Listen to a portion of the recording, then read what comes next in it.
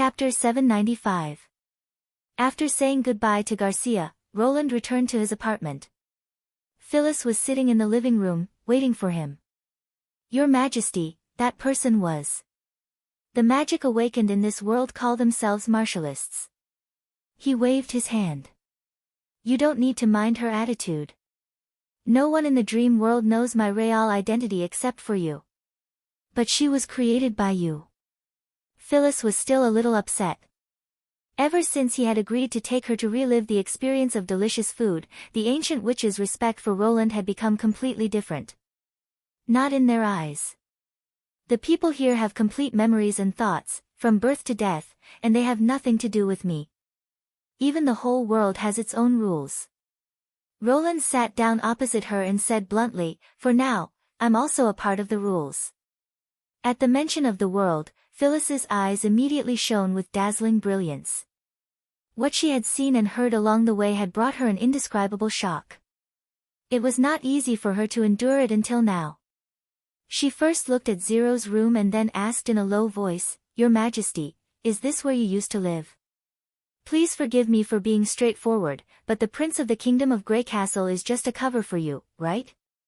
Roland could not help but raise his eyebrows. "Why do you say so?" "Because your city of Neverwinter is also like this," Phyllis said excitedly. "When I first came here, I didn't understand why you had to build such a wide and flat road for carriages, even in a city with limited space. Now I know that you didn't build this road for carriages at all, but for four-wheeled carriages that can come and go as fast as the wind. That's what you're aiming for." She paused for a moment. "There are also machines that can boil water with infinite power, buildings that are said to be more than 10 stories high, and powerful weapons and so on. The reason why this city has become what it is today is related to that world, right?" "I'm indeed Prince Roland. But when I arrived in Border Town, some memories suddenly appeared in my head." Roland thought for a moment and decided to hide the fact that he had crossed over. After all, he hoped that only the witches closest to him would know about this secret. "It contains the most profound and incredible knowledge, and I've only mastered a very small part of it." "Then it must have been given to you by God." Phyllis did not doubt his words at all. "The tequila witches often say that God doesn't love human beings, but now it seems that we may be wrong. You've received the smile of God. As long as you're here, we'll definitely defeat the demons." This time, it was Roland's turn to be surprised. He had always wanted the tequila survivors to believe this, but when she said it so firmly, he felt a little uneasy. After all, he took her to a park and a restaurant, not to the scene of a military exercise. When he tactfully asked about the doubts in his heart, Phyllis answered very readily, "Because of the four-wheeled iron carriages that come and go." "Car?" "Yes, Your Majesty. In the era of tequila, if we wanted to transport war supplies to the outpost camp, we needed a large number of horses and carriages. Although many witches had the ability to move quickly, they couldn't carry things that were too heavy. Once the load exceeded a certain limit, the speed of magic power consumption would increase exponentially. You should also know this. Therefore, when the Union seized the demon siege beasts, everyone felt a great deal of pressure. Only one which was needed to drive a behemoth that was 100 times heavier than her own body weight. If the iron shields and crossbows were removed and only used to transport supplies, a siege beast would be equivalent to 4 or 5 carriages. From this point alone, it can be seen that the demon's mastery and utilization of magic power is much higher than ours. Therefore, the Quest Society concluded that the demon's war potential is a notch higher than that of witches. Because of this conclusion, Lady Alice pinned her hope on the God's Punishment Army. "You judge the strength of a race by its transportation ability?" Roland asked with great interest. Phyllis nodded. "It determines the range we can cover, from human carrying to carriage. There is no doubt that the farther a race can travel, the stronger it is." Speaking of this, she could not help but raise the corner of her mouth. In the dream world, those four-wheeled iron carriages that are several times longer than carriages can still run as if they are flying with nearly 100 people on them. This alone is enough to prove the power of the dream world. If your weapon is also from here, then it can definitely defeat the demons. After listening to Phyllis's explanation, Roland could not help but sigh. Although the tequila witches were limited by the times and eventually failed to defend the fertile plains, it did not mean that they had poor foresight. In fact, the fact that they could see the hidden power of the demons from a crowded bus was already more than most of their contemporaries, and even comparable to some modern people. More than once, he had seen such a discussion on the forum: when aliens invade Earth, how can we defeat these aliens? However, in fact, human beings had done everything they could and exhausted all their strength to send a few astronauts to the moon, the celestial body closest to Earth. For those civilizations that traveled hundreds of light years or even across galaxies to reach Earth, it was just a small, insignificant step. They could burn the Earth into ashes only by relying on the energy consumed during the voyage. The difference between the two was as vast as heaven and earth. If a civilization could expand its footprint to other star systems and really wanted to invade Earth, the moment they saw them would be the moment human beings perished. On this point, Phyllis, or the leaders of the Tequila Witches, unexpectedly saw it very clearly. At the end of her words, the ancient witch once again put her hand on her chest and saluted. "Although you're not a witch and can't drive the instrument of divine retribution, I believe that you're the chosen one that God gave us." Faced with this obviously skewed conclusion, Roland did not know whether to laugh or cry. However, he did not refute her opinion. It was undoubtedly a better choice for the Tequila Witches to join Neverwinter in the future.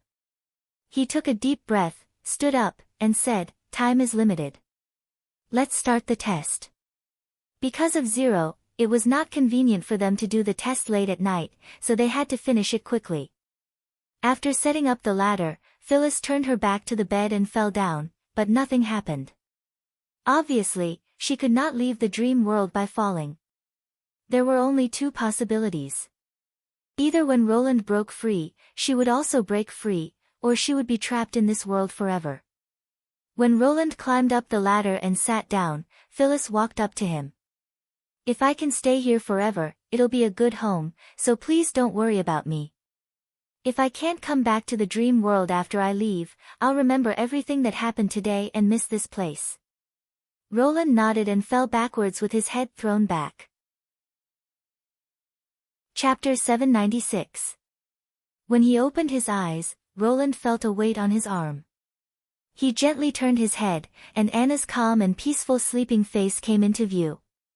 She was lying on her side, her head in the crook of his arm, and the corners of her mouth were slightly raised, as if she was having a sweet dream.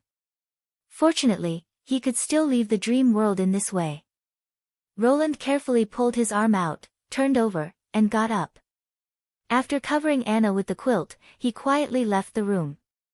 As he walked down the stairs, the soldiers stationed at the entrance of the corridor hurriedly stood up and saluted him. He waved his hand, indicating that they did not need to pay attention to him, and walked step by step to the hall on the first floor. Then Roland saw Phyllis. Phyllis stood in the middle of the hall with a trace of disappointment on her face. She lowered her head and repeatedly looked at her clenched hands, as if she was still reminiscing the moment when her body regained its sense of touch. It seemed that the answer was the former. The dream world was still under the control of his consciousness. When he woke up, the world would be still, and outsiders who entered would be forcibly expelled. "Your Majesty, I." Seeing Roland, she pursed her lips and tried to squeeze out a smile. "I've woken up from my dream." It was obvious that for a moment, the god's punishment which would rather be trapped in the dream world forever. She had no choice but to transform into an immortal in order to continue fighting against the demons. However, the price she had to pay had become more and more expensive as time went by. Now, faced with the temptation of a new world, it was not surprising that she was wavering. But in the end, she suppressed this emotion. Maybe it was for the sake of her tequila compatriots, or maybe it was because of her obsession with the demons, or maybe it was both. But no matter what, her strong self-discipline made Roland secretly admire her. "It's not certain yet," he said with a smile. "The test is only half done. We have to confirm the second half to know if this is a coincidence or something inevitable after the light beams overlap." Let's continue here. Phyllis was slightly surprised. Aren't you going back to your bedroom? I don't want to wake up Anna. Roland shook his head. Anyway, there's heating in the castle. Sleeping in the living room is the same. He summoned one of his personal guards and gave him a few orders. The latter's eyes widened in surprise, but he still faithfully carried out his orders. After a quarter of an hour, the long table in the living room was covered with a layer of soft cushions and bedding. In this way, a group of confused soldiers guarded the living room tightly, leaving only Roland inside. Phyllis and the others stayed in the hall, waiting for the light pillar to appear. It had to be said that falling asleep for the second time was indeed more difficult, especially when the answer to the riddle was revealed. Roland tossed and turned for a long time, and only fell asleep when the sky began to brighten. The operation of the new world instantly resumed. To his surprise, the time in the dream was not forcibly moved to the next morning. The colorful neon night scene was still outside the window, and the ladder was still placed at the head of the bed. Phyllis's eyes were gradually regaining their luster. Then, as if she suddenly woke up from her daze, she looked down at Roland in disbelief. Your Majesty, is this true? I'm not dreaming, am I? He could not help curling the corner of his mouth. The answer was self-evident. What was a dream and what was reality might no longer be important to the gods' punishment witches. What was important was that after hundreds of years of suffering and responsibility, she finally received her reward. This time, the two only stayed in the dream world for a very short time. Roland had thought that she would eagerly go out and take a stroll, but the first thing she did was to kneel on one knee and beg him to allow her to tell the other companions the news.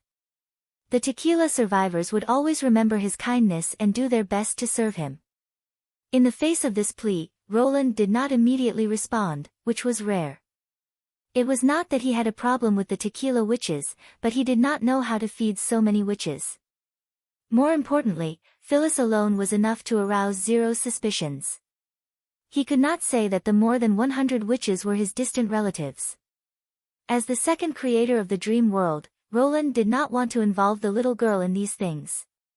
If she found out that there was something wrong with this world, it was hard to predict what would happen. Based on the principle of precaution, the tequila witches must not stay at home. So he needed a place for many witches to live, such as an apartment, plus daily expenses, such as food and clothing, which would obviously cost a lot. After thinking for a while, Roland finally decided to let the witches solve this problem by themselves. The moment of silence probably made Phyllis misunderstand his meaning. She bit her lip, folded her other leg, knelt on both knees, and begged again. This gesture had exceeded the boundary of the tequila witches' etiquette, which was only performed by ordinary people when they met the higher-ups of the union. Roland tried to pull her up, but she insisted, only begging him not to keep her companions out of the door of the new world. Only then did he realize that Phyllis had misunderstood him. Not knowing whether to laugh or cry, he slowly explained his plan. Phyllis let out a long sigh of relief. In fact, for Roland, accepting the tequila survivors was not a difficult choice as she had thought. In the dream world, they were not a group of gods' punishment soldiers with brute force, but witches with various magical abilities, and they would not be restricted by the god's stone of retaliation. With this group of helpers, putting aside the fact that his methods and efficiency of exploring Dreamscape would increase exponentially, just having them help him memorize and transcribe knowledge would benefit him greatly. In the long run, they might also be able to learn various kinds of knowledge and use modern equipment to study the nature of magic power. Of course, the most important thing was that even after the end of the Battle of Divine Will, the tequila witches could still find a place to stay in the new world. After leaving the dream world, Phyllis did not even wait for the sky to completely brighten. She hurriedly said goodbye to Roland and ran excitedly to the second border city. Roland yawned and returned to his bedroom. He crawled into the warm quilt and held Anna in his arms again. At this time, the girl also opened her sleepy eyes and mumbled, "You woke up so early today." "Yes, I went for a stroll in the dream world." He kissed her forehead. "Then I encountered something unexpected, and I couldn't sleep after that." "Oh." The girl's breath was like a soft feather, gently gliding on his neck. Was it a good dream? Chapter 797. Anna stayed close to Roland and listened to the whole story of the gods' punishment witch's accidental entry into the dream world. So they can all find their lost feelings and return to normal lives. She heaved a sigh of relief. Her tone was mostly filled with happiness, but there was also a hint of melancholy and regret. That's great. If only I could see the world you once lived in. Only by turning your soul into a beam of light can you do that. It's too much of a price for you. Roland stroked her hair and earlobes. Moreover, we can build Neverwinter into the ideal city and make reality as good as the dream world, right? That's right. Anna chuckled. But don't you feel a little guilty now? Huh? Roland was stunned. No, I just... You don't have to answer. Just let me listen. The girl put her head on his chest. After a while, she said in a low voice, well, I feel a little guilty and a little worried. The guilty part is because Phyllis is a beautiful woman, and the worried part is because she doesn't want me to think too much. Am I right? Faced with this extremely correct statement, Roland did not know what to say for a moment. Anna burst into laughter. But there's still 70% honesty. So you're worrying too much. Don't worry. She paused and said in a serious tone, Roland, you made this decision to help them, just like you did to save me and the Witch Cooperation Association. How can I be bothered by such a small thing? This is the duty of a king, isn't it? Roland let out a sigh of relief. If it were Nightingale, he wouldn't be able to guarantee that she wouldn't let her imagination run wild, but Anna was different. She said that she believed him, and she really believed him. Roland could tell from her expression that she wholeheartedly supported the idea of giving the Tequila Witches a home and helping them regain their lost consciousness. Anna's kindness was part of her nature.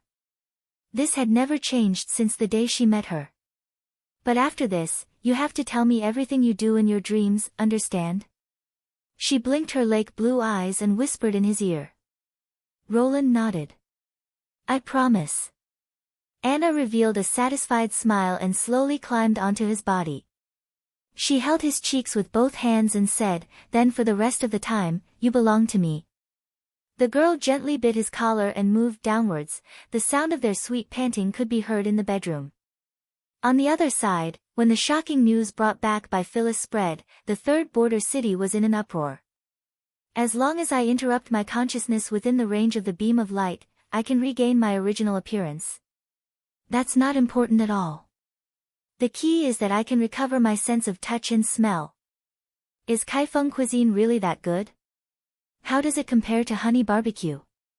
Can you take me to the dream world to have a look? Me too. I want to go too. The crowd gathered around Phyllis and shouted at the same time.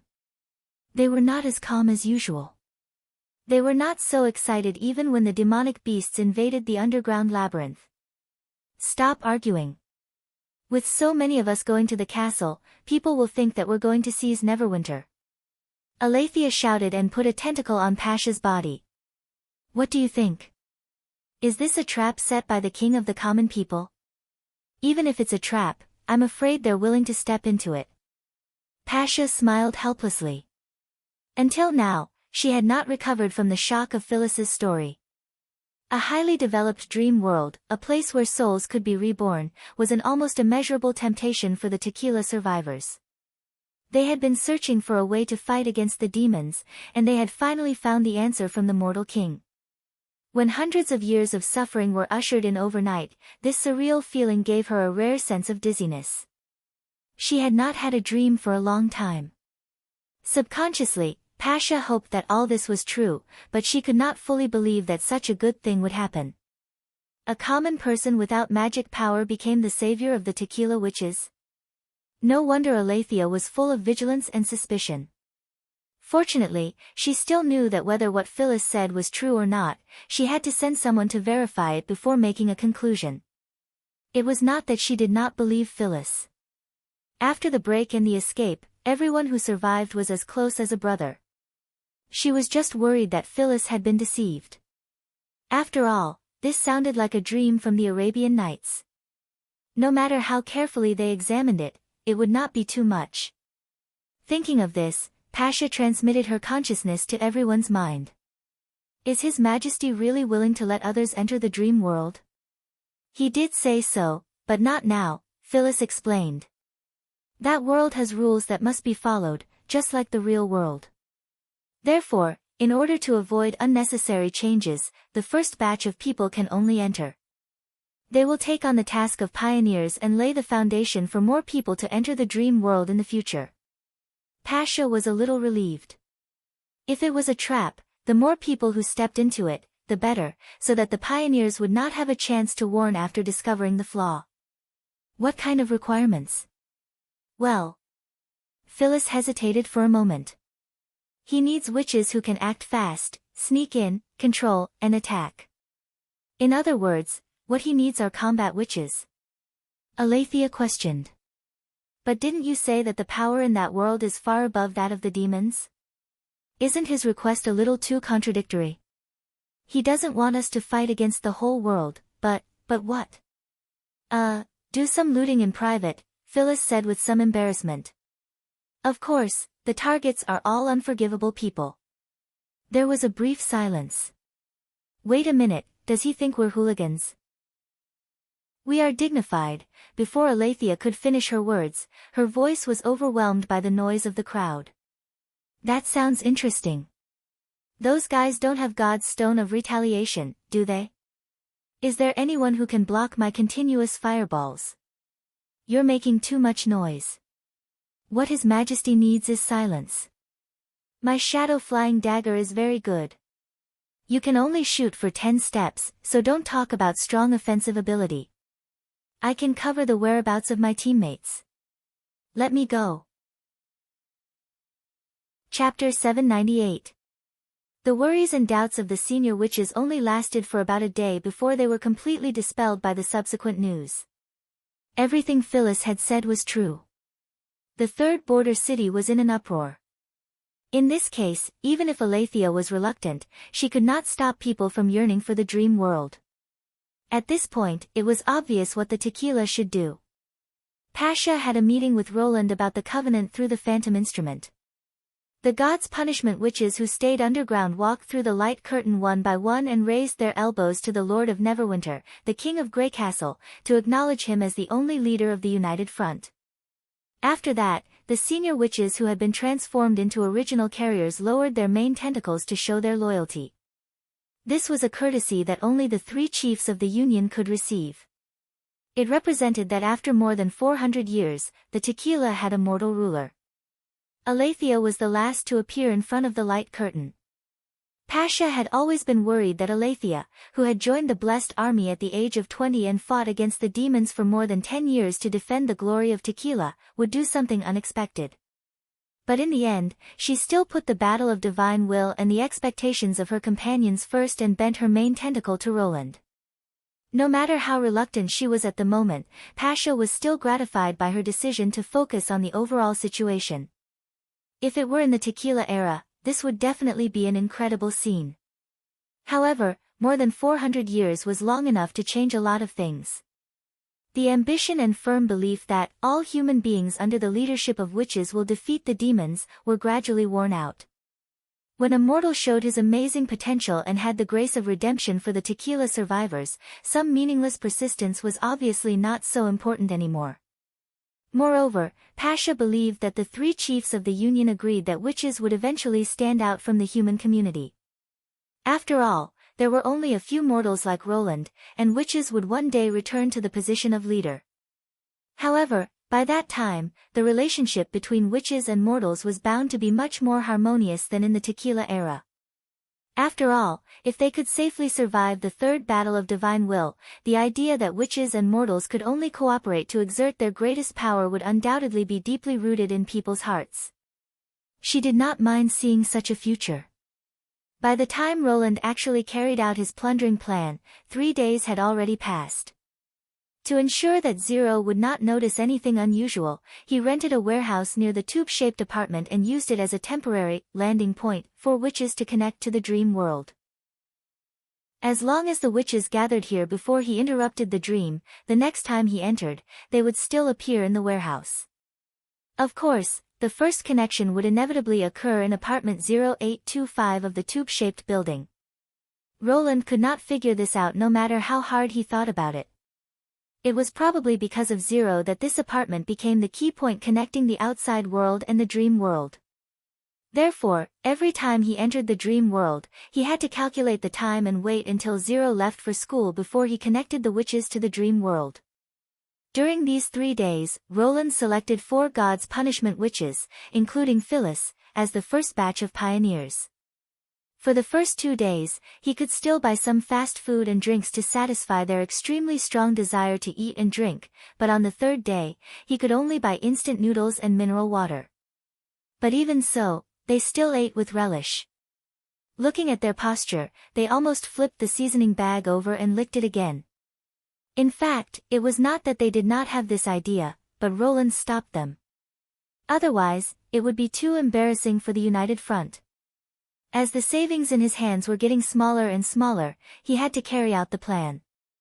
When night fell, Roland told Zero that he would be home late with the excuse of working overtime. Then he took the 4 witches to the villa area outside the 3rd Ring Road in 2 taxis. These days, they did not just stay in the warehouse to eat and drink. As a former member of the Quest Society, Faldy had a very strong detection ability. She could create a magic worm nest and connect the moths, bees and other insects that were attracted to her consciousness. The flying insects that were released would then spontaneously search for other sources of magic. This method was extremely effective in preventing sneak attacks from demons and could also be used to search for areas that were difficult for ordinary people to enter. Although they could not provide Faldy with vision, they could allow her to sense the type and size of magic power, including the force of nature. After 3 days of searching, she found more than 10 sources of magic power, including Garcia, who lived in 0827. After eliminating the same type of magic power, there were 6 targets left. Among the 6 targets, the one who lived in the villa area was obviously the most valuable. This was Roland's plan, to search for those fallen evils through highly effective magic power detection, and then take their force of nature and property as his. These mutated monsters would not easily leave their habitats, so even if they were killed, it would not attract the attention of the neighbors. Moreover, even if the bodies were found by the police, the case would be transferred to the Martialist Association. At that time, the association would only think that this case was the work of another group of awakened with ulterior motives, and would not think that a group of superpower bandits had suddenly appeared in the city. After getting out of the car, they went to a dark corner and surrounded Donnan. Donnan summoned the lightless curtain and wrapped them up. This magical ability could make her companions disappear without a trace within the range of the curtain. It looked as if they were invisible, but its actual function was much more than that. Not only vision, smell, and magic power could also be blocked. Apart from direct contact, it was almost impossible to detect the existence of the person in hiding. In order to achieve the effect of a surprise attack, Donnan was undoubtedly a key person. Under Faldy's guidance, the 5 of them openly passed through the main gate and walked all the way to the foothills behind the villa area. This was the residential area of the city's rich. Most of the villas were built along the mountains, and the gardens were very spacious. At night, there was basically no one moving around, so it was really an excellent place to do something. "We're here. The target is inside." Faldy stopped and pointed to a large courtyard by the road. The area of the front yard alone was almost the size of a tube-shaped apartment. "These damn rich people are really enviable." Roland glanced at the flashing red surveillance camera at the entrance of the courtyard and turned to look at the robbers. "No, the last member of the pioneer group, Ling, I'll leave the infiltration task to you. Do it according to the previous practice." Ling nodded and slowly disappeared into the shadows as if she was sinking. Although there were no witches among the tequila survivors like Nightingale or Maggie, who could ignore all obstacles as if they were nothing, Ling's ability could basically meet the basic requirements. As long as there was a shadow, she could blend in and move freely like water. Especially at night, when the large expanse of shadows connected into an endless stretch, the entire front yard became her territory. Naturally, it was not difficult for her to pass through the gaps between the doors and windows. Chapter 799. Good job. Roland waved his hand at the rippling shadow that had entered the range of the curtain. A smiling face emerged from the dark shadow as if it was responding to his encouragement. If Roland did not know that there was a witch hiding in the shadow, he would have screamed at the sight of it. Your Majesty, the enemy is in the hall. The reaction is very strong, and its magic power is close to that of a large demonic hybrid, Faldi reminded. Is it difficult? Don't worry. As long as it's not an enemy like a senior demon, Ling, and I can handle it, Phyllis said. Then let's act according to plan. After passing through the long porch, Roland found that the windows around the villa were covered with foam boards and tape. There were only a few lights on, and the whole hall was quite dim. The air conditioner was turned on very low, as if they had stepped into winter from early autumn. The air was filled with a disgusting smell of decay. A man in a suit stood motionless in the middle of the hall. Obviously, he was their target. The moment he stepped into the hall, Roland felt a warm current rapidly expanding in his body. The feeling was several times stronger than when he met the masked man. It seemed that Faldi had caught a big fish. But what caught his attention was the huge statue of a monster hanging on the two-story wall that the man was facing. At first glance, the material of the statue looked like wood, but also like dried leather. It had a humanoid face, but it had a pair of wings. Its thick hind legs and slender front claws curled in front of its body seemed to be a complete mismatch. The monster was nearly 4 meters tall, and the patterns on its feathers and skin were vivid. It was obviously very valuable. Rich people have a bad taste, Roland muttered to himself. Just by looking at the craftsmanship, this thing was at least worth $1 million. Let's do it. He withdrew his gaze and focused on the target. Yes. Phyllis used the lightless curtain to approach the back of the enemy about 2 meters away and launched the first attack.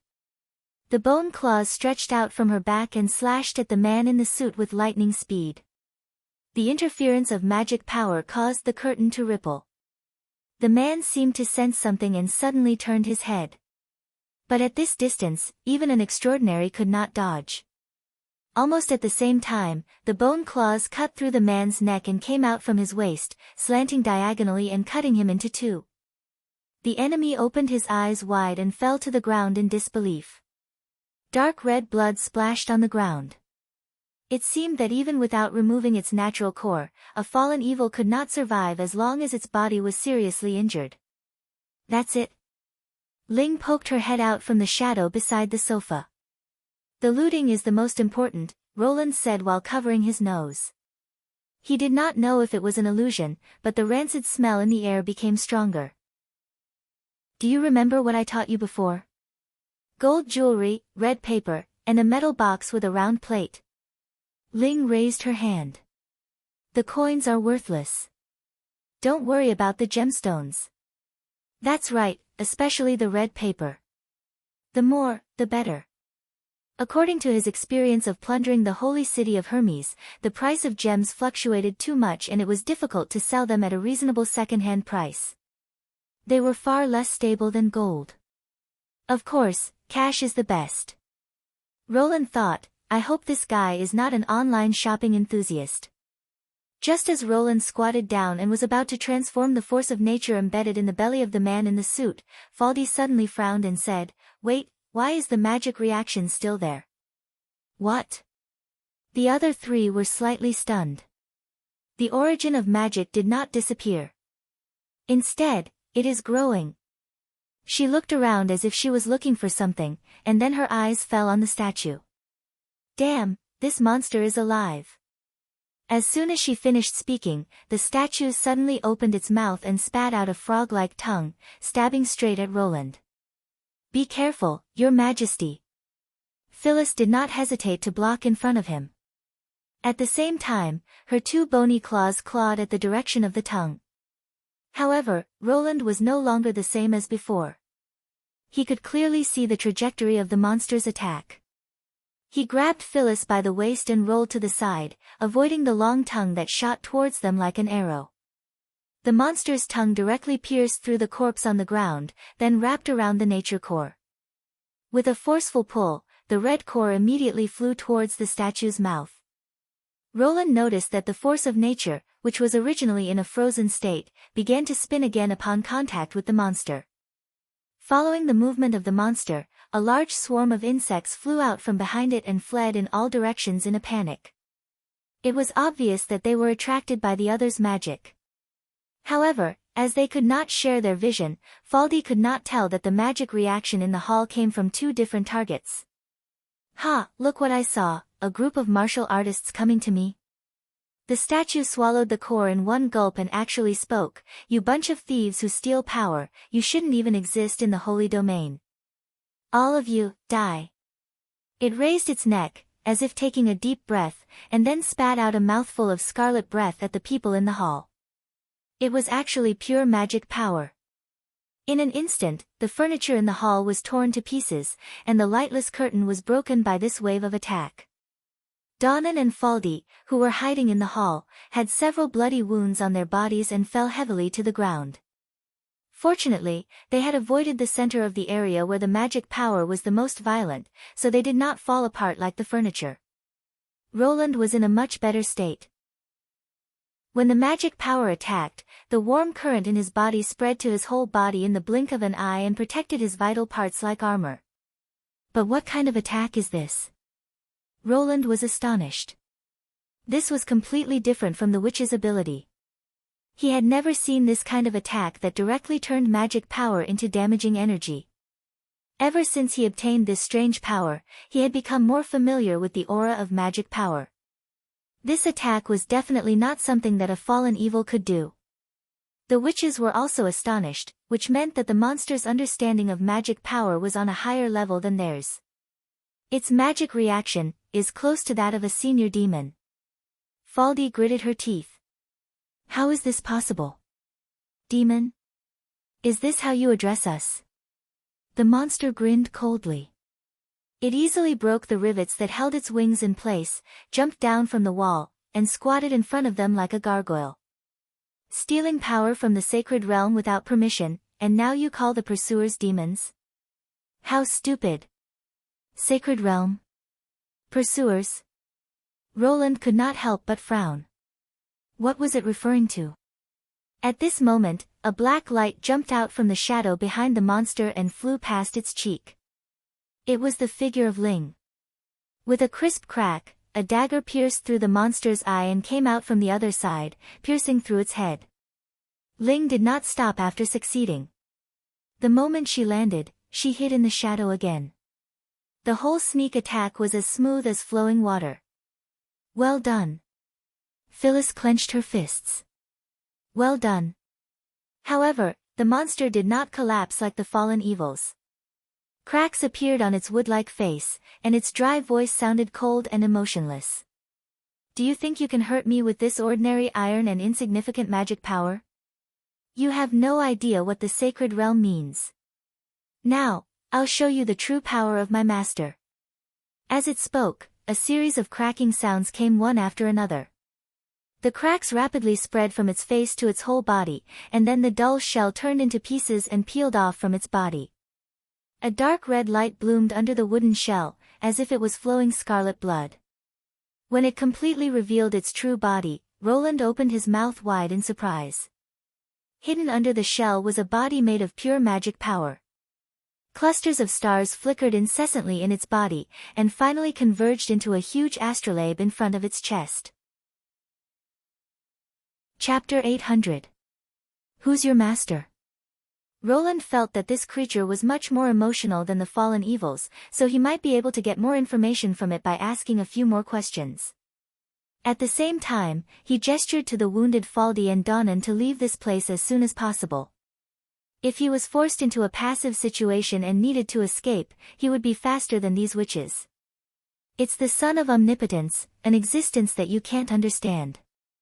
It spread its wings that were emitting a red light and pressed its hand on the ground. Playing tricks are meaningless here. You want them to escape now. It's too late. Scarlet blood flowed from its body and quickly spread throughout the room.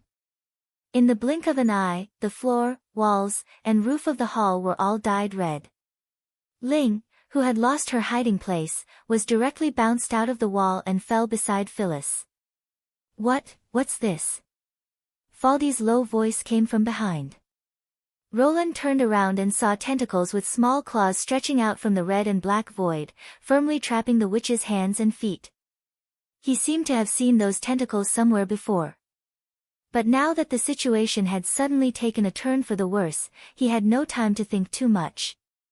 A warm current ran wildly in his body. Roland gathered all his strength and rushed toward the strange enemy in front of him. Oh. You're not affected. The magic monster was stunned and opened its palm. What about this? A powerful force shot out from its palm and sent Roland flying. The force was so great that it felt like a hammer had hit him, and he finally crashed into the wall. With a muffled sound, he felt a burning sensation on his back, as if his internal organs had been displaced. Ahem. He could not help coughing and tasted a sweet, fishy taste in his throat. Your Majesty. Phyllis cried anxiously. At this moment, she was the only one besides Roland who could move. The blade claws on her back danced up and down, cutting off the tentacles that stretched out from the ground. But the tentacles were endless, so she could not get close to him in a short time. This was the most critical moment. But Roland's mind was unexpectedly clear. There was no fear in his heart, as if the feeling of fear had been removed from his brain. The warm current flowed faster and faster. Accompanied by a powerful heartbeat, he felt incredible changes taking place in his body. The magic of the world was closing in on him. Even the streams of light that covered the walls became sluggish, and the scarlet lines of blood that flowed past him automatically avoided his body, and the places that he touched actually had a tinge of blue appear in the dark red. This process was completely out of his control, and he had no idea what was happening. A voice kept echoing in his ears, and the chaotic shouts gradually became one. Kill it, kill it. The monster also noticed that something was wrong. There was finally a slight fluctuation in its dry voice. What's going on? What did you do to the magic? Roland did not answer. He felt that the warm current had expanded to its limit. His body almost subconsciously bent his knees and kicked the wall. The next moment, he shot straight at the enemy like a cannonball. Die! The monster used the same trick, and reached out to push him again. But this time, Roland was not knocked down by the huge force. For the first time, he saw the warm current rushing out of his body, forming a blue light screen in front of him. The two collided, and a dazzling light burst out. Then, he flew straight into the monster's arms against the stream of light. He punched. There was no expected collision. His fist felt like it had punched a ball of soft liquid. He saw his arms sink into the monster's body, just a finger away from the star jades.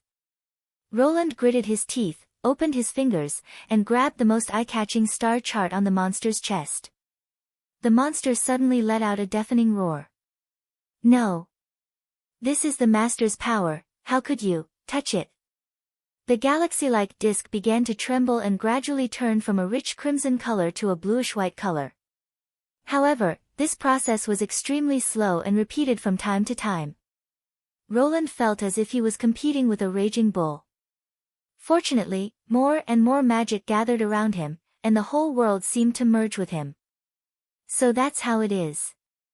I understand. A whirlpool-like eye opened on top of the monster's head. You are the culprit who created this world. You are the one who made the master unable to bear the burden. He is already known as the Omniscient, how can he still be affected by me? Roland sneered. You don't know anything. Master is omnipotent, but he can't stop all of this himself. Go back, don't come here again, your actions are destroying everything. Hiss hiss. Not only you, but all living things, hiss, will end because of you. Its voice became more and more indistinct, as if it was seriously disturbed. Roland felt that the resistance of the star chart was weakening, and the process of turning from red to white was getting faster. All living beings will be terminated. He turned back to look at the weak witch sitting on the ground and said in a deep voice, "No, the only ones that will be terminated are all of you. I don't know where you came from, or what your intentions are, but without a doubt, this world will be better without you." From BZZT. Bottomless land. No idea. BZZT. This is the rule. The monster's words could no longer form a complete sentence. Furthermore, Roland noticed that it was no longer as emotional as before. Its voice had turned flat and monotonous, as though it was a machine that had a fixed answer. When it said the last sentence, the resistance in Roland's hand instantly vanished. The star chart spun rapidly, attracting the surrounding star jades before converging into an extremely dazzling white light. For a moment, Roland seemed to hear the heartbeat of the earth. The scene of magic power spewing out this time was far better than the previous 2 times. The monster curled up into a spherical body, and a silver-white pillar of light bloomed from it, shooting straight to the ceiling for a long time. Standing in front of this light, Roland felt an indescribable satisfaction. The pleasure his body received exceeded the sum of the previous 2 times. Nothing could compare to it. The witch's injuries weren't too serious. She had only exhausted her magic power and could barely walk on her own. According to Phyllis, when he was in a stalemate with the monster, the magic power of the 4 people had been absorbed by it. This was something that was almost impossible in the real world. However, he had already encountered so many unimaginable changes in a single night, so one more did not matter. Chapter 801. Thanks to the craze of learning how to drive in college, Roland signed up with his classmates. He did not expect that the first time he touched a steering wheel after leaving the driving school would be in the dream world. "Your Majesty, what was that monster?" Faldi asked weakly. "Can a fallen evil also possess such great power?" Theoretically speaking, it doesn't make sense that her magic power could be greatly enhanced in such a short time. She and Donnan were the most affected when they dodged the first magic attack. Half of Roland's beautiful purple curly hair was cut off. Fortunately, none of the wounds were fatal. Most of them avoided her head and torso. In other words, she chose the most appropriate way of dodging when facing the messy magic attacks. Roland had to admit that the survivors of Tequila were all experienced fighters. Even a witch who was not a combat type could perform so well. It was also thanks to this that the first exploration operation did not end in failure. Although he did not know what would happen if he died in the dream world, Roland hoped that he would never have to test this question. Has the Union never had a similar ability? Of course, the so-called backlash is caused by the loss of magic power to the body, Faldi gasped. If a witch continuously practices to increase the amount of magic power stored, the body will also adapt to this kind of damage, and the speed of recovery won't drop too much. Whether it's us, the demons, or those hybrid demonic beasts, we can only slowly improve our magic power. I see, Roland thought. This is the first time that she has seen a living creature made of pure magic power. In her mind, all living creatures should have flesh and bones. Therefore, when she encountered this kind of enemy that she had never seen before, she was naturally puzzled. He did not have such doubts. Ever since the monster revealed its jelly-like translucent body, he had already assumed it to be a spirit or an elemental creature. Since it was constructed from mana, it would naturally not be harmed by mana. However, this question was not easy to explain, and his guess was not necessarily correct. Especially when the blue light in its body prevailed, its obviously declining emotions and consciousness could not be classified as a living creature.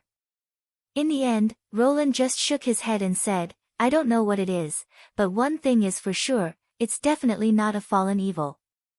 Are there many such monsters in the dream world?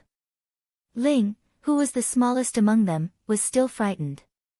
When the shadow in the room was covered by the black and red void, I felt like my whole body was frozen, as if something extremely terrible was staring at me. I swear, even the senior demons were not so terrible. I don't think there are too many of them. Otherwise, the dream world would have been occupied by them, Roland comforted. The Darksiders could not be harmed by ordinary force, so they could only leave it to the Martialist Association to deal with. However, against such a monster, even a dozen or so Martialists working together might not necessarily be able to win, and if there were too many of them, the association would be destroyed. Now, he was sure that the external erosion had something to do with the bloody moon. The tentacles that stretched out of the void were exactly the same as what he had seen in the realm. But why did the bloody moon erode the dream world? Shouldn't this world be a part of the bloody moon? Who was the master that the monster mentioned? Was it God or the source of magic power?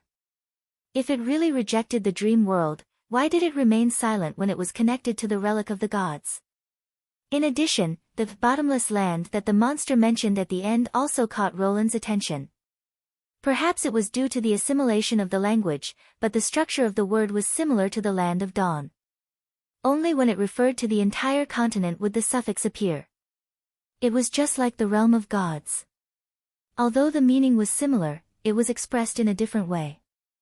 If the bloody moon had been watching the real world because of the battle of divine will, would the information it revealed be referring to a continent in the real world, just as he had understood? These questions could only be answered by the explorers. Of course, not all the witches were thinking about the battle that had just taken place. Phyllis, who was sitting in the front passenger seat, had completely forgotten the solemn mood after the battle. She showed great interest in operating the luxury car. Previously, when they were in the taxi, she had kept silent according to Roland's instructions. Now, she could no longer suppress her exuberant curiosity. She stared at Roland without blinking, as if she wanted to memorize his every move. "Do you want to learn how to drive?" Roland asked her with a smile, putting the distracting thoughts to the back of his mind. Phyllis immediately nodded her head. "Then we have to do a few more jobs." He took the opportunity to tempt her. "By then, not only will we be able to enjoy different delicacies every day, but we will also have our own bedrooms and private cars. There's something more delicious than kaifeng dishes and hot pot." Faldi interrupted. "That's just for beginners. When you have money, you'll find that even if you eat non-stop every day, you can't taste all the delicacies in the world." Even without looking back, Roland could feel the scorching eyes of the witches behind him. "Then when Dawnon recovers, let's go to the next one. I've marked its location." Faldi's voice was still not loud, but she sounded much less weak. "I'll be fine. I'll set off tomorrow after I recover my magic power." The petite Dawnon was more enthusiastic. "This injury is nothing." Even Ling, who had been a little scared, was moved by this temptation. Although she did not agree with the others, her eyes were sparkling in the rearview mirror. Roland could not help sighing with emotion. It turned out that it was so easy to improve morale. In order to avoid the police, he did not drive directly into Tongzi Street. Instead, he parked the car next to the Clover Group's construction site. The area was still under demolition and was basically a surveillance blind area. He could easily return to the rented warehouse by taking a detour. After that, it was time to check the loot. Unfortunately, there was not much cash in the safe, only about 100,000 yuan. There were a lot of jewelry, but it turned out that they were either made of jade or jewelry. It was unknown how much they were worth. To his surprise, he also found a lot of solidified force of nature. It was because the safe was full of these small but exceptionally heavy things that he had the illusion that he had gained a lot from this trip. Did it mean that banknotes were no longer the fashion for these fellows to make transactions, and they had switched to using the force of nature as their equivalent currency? When Roland returned to 0827, it was already 11:30 at night. He opened the door quietly and found that the light in the living room was still on. Zero was lying by the coffee table, her curved back slightly moving up and down as if she had fallen asleep. There was a stack of books and a pencil case in front of the little girl. Apparently, she had been reviewing her lessons while waiting for him to come back. The two of them were clearly just tenant and landlord, but now they seemed to be a family. Looking at this scene, Roland could not help but feel a touch of tenderness in his heart. He walked forward and gently picked up Zero, put her back on the bed in the bedroom, took off her shoes, and covered her with the quilt. Oh, and the textbook. If she forgot to bring it to class tomorrow, she would definitely blame me again. Roland smiled and shook his head. He took the books on the coffee table and folded them on Zero's desk. Just then, the bold words on the cover of the textbook caught his attention. Junior High School Mathematical Olympiad.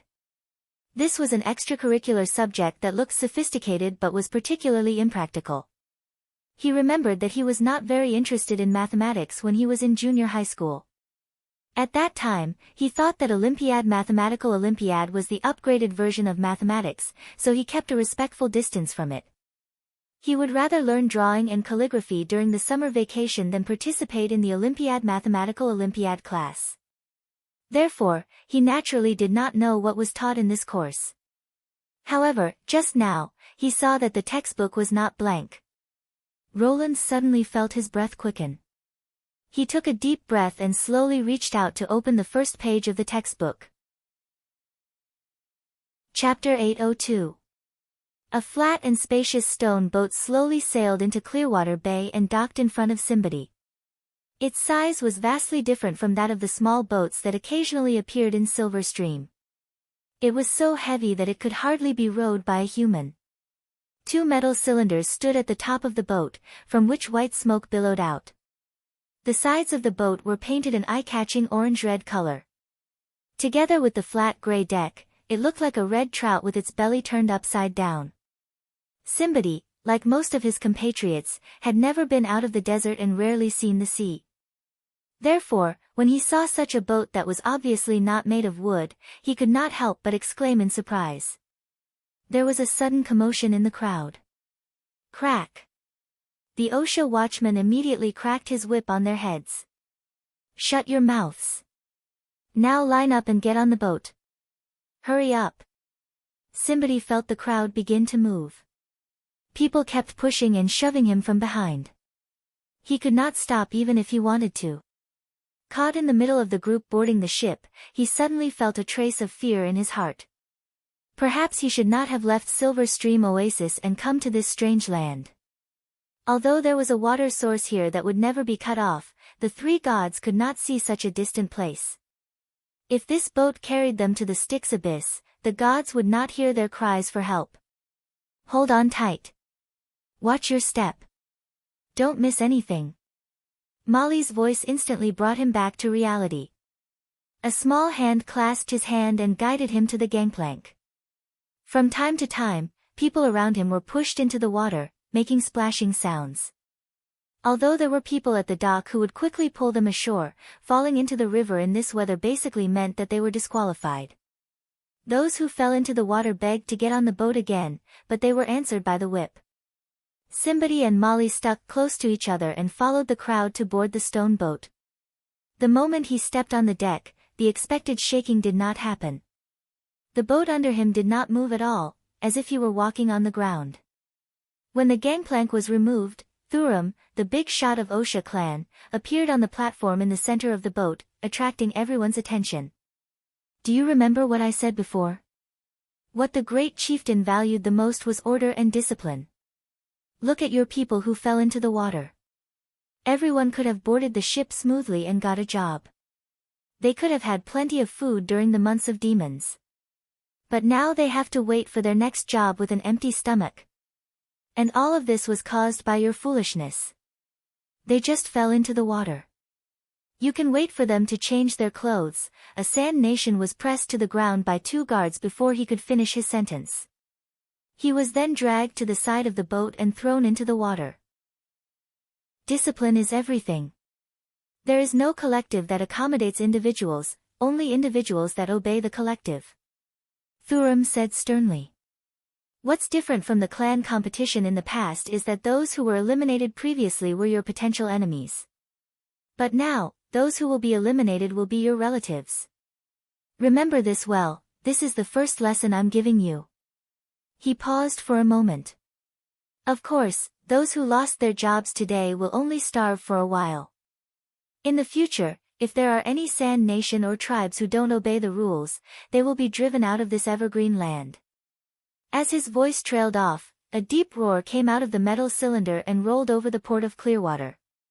The huge iron wheels on both sides of the ship began to rotate slowly. The stone ship trembled violently and slowly left the shore, heading for the estuary of the river. "Thank you. If it weren't for you." Simbadi looked at Molly. Molly smiled and her eyes curved into slits. "Don't mind me. I just happened to be in front of you." "Really?" He lowered his head, feeling a little embarrassed. Molly and he were both members of the Fishbone clan, so they occasionally talked to each other. Simbadi had always liked this girl with long black braids and light brown eyes. However, it was said that she already had a sweetheart, so he did not show his affection to her. After a moment of silence, he looked at Molly, who was lying on the side of the ship and looking at the scenery on both sides of the river curiously. He could not help asking, "Aren't you worried about the place we're going to?" She turned around. "The Blackwater Valley?" "Yes, I heard from other clans that it's close to the Choke Swamp and the Rotten Wasteland. It's a place cursed by the three gods. Once you stray into it, you won't be able to come back alive." "Have they applied to board the ship?" This." Molly couldn't help but laugh out loud. "Those people just hope that the fewer people who get this job, the better. That way, their clans can get more pay. You heard Lady Drow Silvermoon say that as long as we do things according to the chief's instructions, not only will our families not have to worry about food and clothing, but the clan will also get resources." She exhaled a white breath. "Besides, do we have any other choice?" Her last words made Simbadi shut his mouth. Indeed, most of the clans who were willing to follow Osha to the southern region of Grey Castle were small tribes in the Silver Stream Oasis, and the Fishbone clan was one of them. The oasis they occupied was gradually being swallowed by the desert, and the increasingly dried-up Silver Stream tributary could no longer guarantee the survival of the clan. If they wanted to survive, they had to either join other large clans or venture to the southern region. On the bright side, at least the chief fulfilled his first promise. "Now we don't have to worry about starving to death in the desert, right?" Simbadi could not refute this. According to Lady Silvermoon, even those who did not get the job at sea could get the most basic rations. As long as they took on the menial tasks of rebuilding the southern region, they would not starve to death.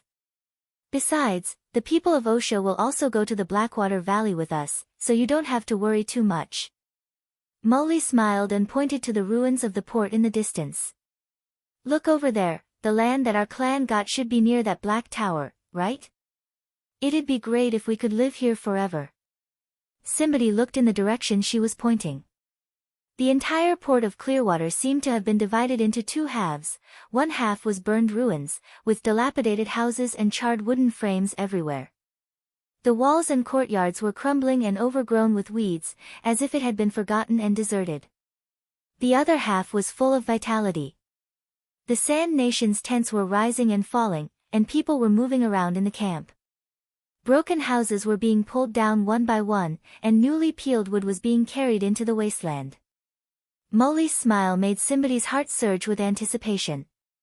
Perhaps when he returned to this place after 3 months of work, there would be brand new wooden houses around the Black Tower. The rebuilding town slowly receded until the ships began to rise and fall with the waves, and the endless skyline became the only scenery. Chapter 803. Is it really okay to do this? Echo looked through the window of the command post at the Sand Nation, who were being whipped and rolling on the ground, with a trace of pity on her face. They've never known what discipline is. Their life has always been one of survival of the fittest.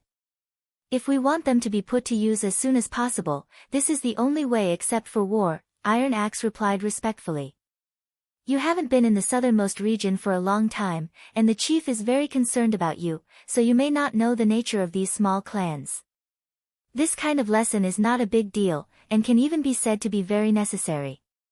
Otherwise, they will only think that Osha has no prestige and is weak and easy to bully. At this point, he said with a rare hesitation, I think you may not be used to it because His Majesty is sometimes too kind. I totally agree. Andrea, who was lying by the window, shrugged. There's a saying among the nobles that radishes and sticks are the best way to rule the subjects. And the thicker the radish, the kinder the lord is. What's a radish? Hummingbird asked curiously. It's a kind of food, similar to His Majesty's corn. It's a specialty of the Kingdom of Dawn, Andrea explained. But no matter how sturdy a carrot is, it's still much thinner than a stick. So the implication of this sentence is that the subjects will only learn to cherish the punishment more than the reward. A lord like His Majesty will only be regarded as a wastrel in the city of Glow. This is one of the few things that I agree with you. Ashes twitched her mouth. Maybe His Majesty is very talkative. Hummingbird put her chin on her hand and thought for a while. The words he taught Thurum to say are quite reasonable. The collective strength is always greater than the individual strength. However, even Thurum only forced himself to memorize those words. Iron Axe shook his head with a smile. If you hadn't been to Neverwinter in person, you wouldn't have been able to imagine what kind of incredible new order His Majesty had established. I believe that one day, the whole of Grey Castle will become like Neverwinter, but obviously not now. The whip can make them remember the rules of the southern region better than words. Echo sighed softly and did not say anything more. Lord Commander-in-Chief, a soldier suddenly walked into the command center. There's a commotion in the Rockfall tribe and the Clear Spring tribe. Someone is confronting the garrison army. Because of boarding? Iron Axe's expression immediately became serious. Yes, those who were pushed into the water called their families, hoping to get the same amount of food and remuneration. It's not that they don't want to go to Blackwater Valley, it's just that OSHA refused them. Very good. Who is guarding the camp now? 2nd Firearm Battalion. Call up 2 classes, as well as those OSHA lads who want to sign up for the 1st Army. Tell them to immediately gather at the site of the commotion. I'll be there soon. Yes, my lord.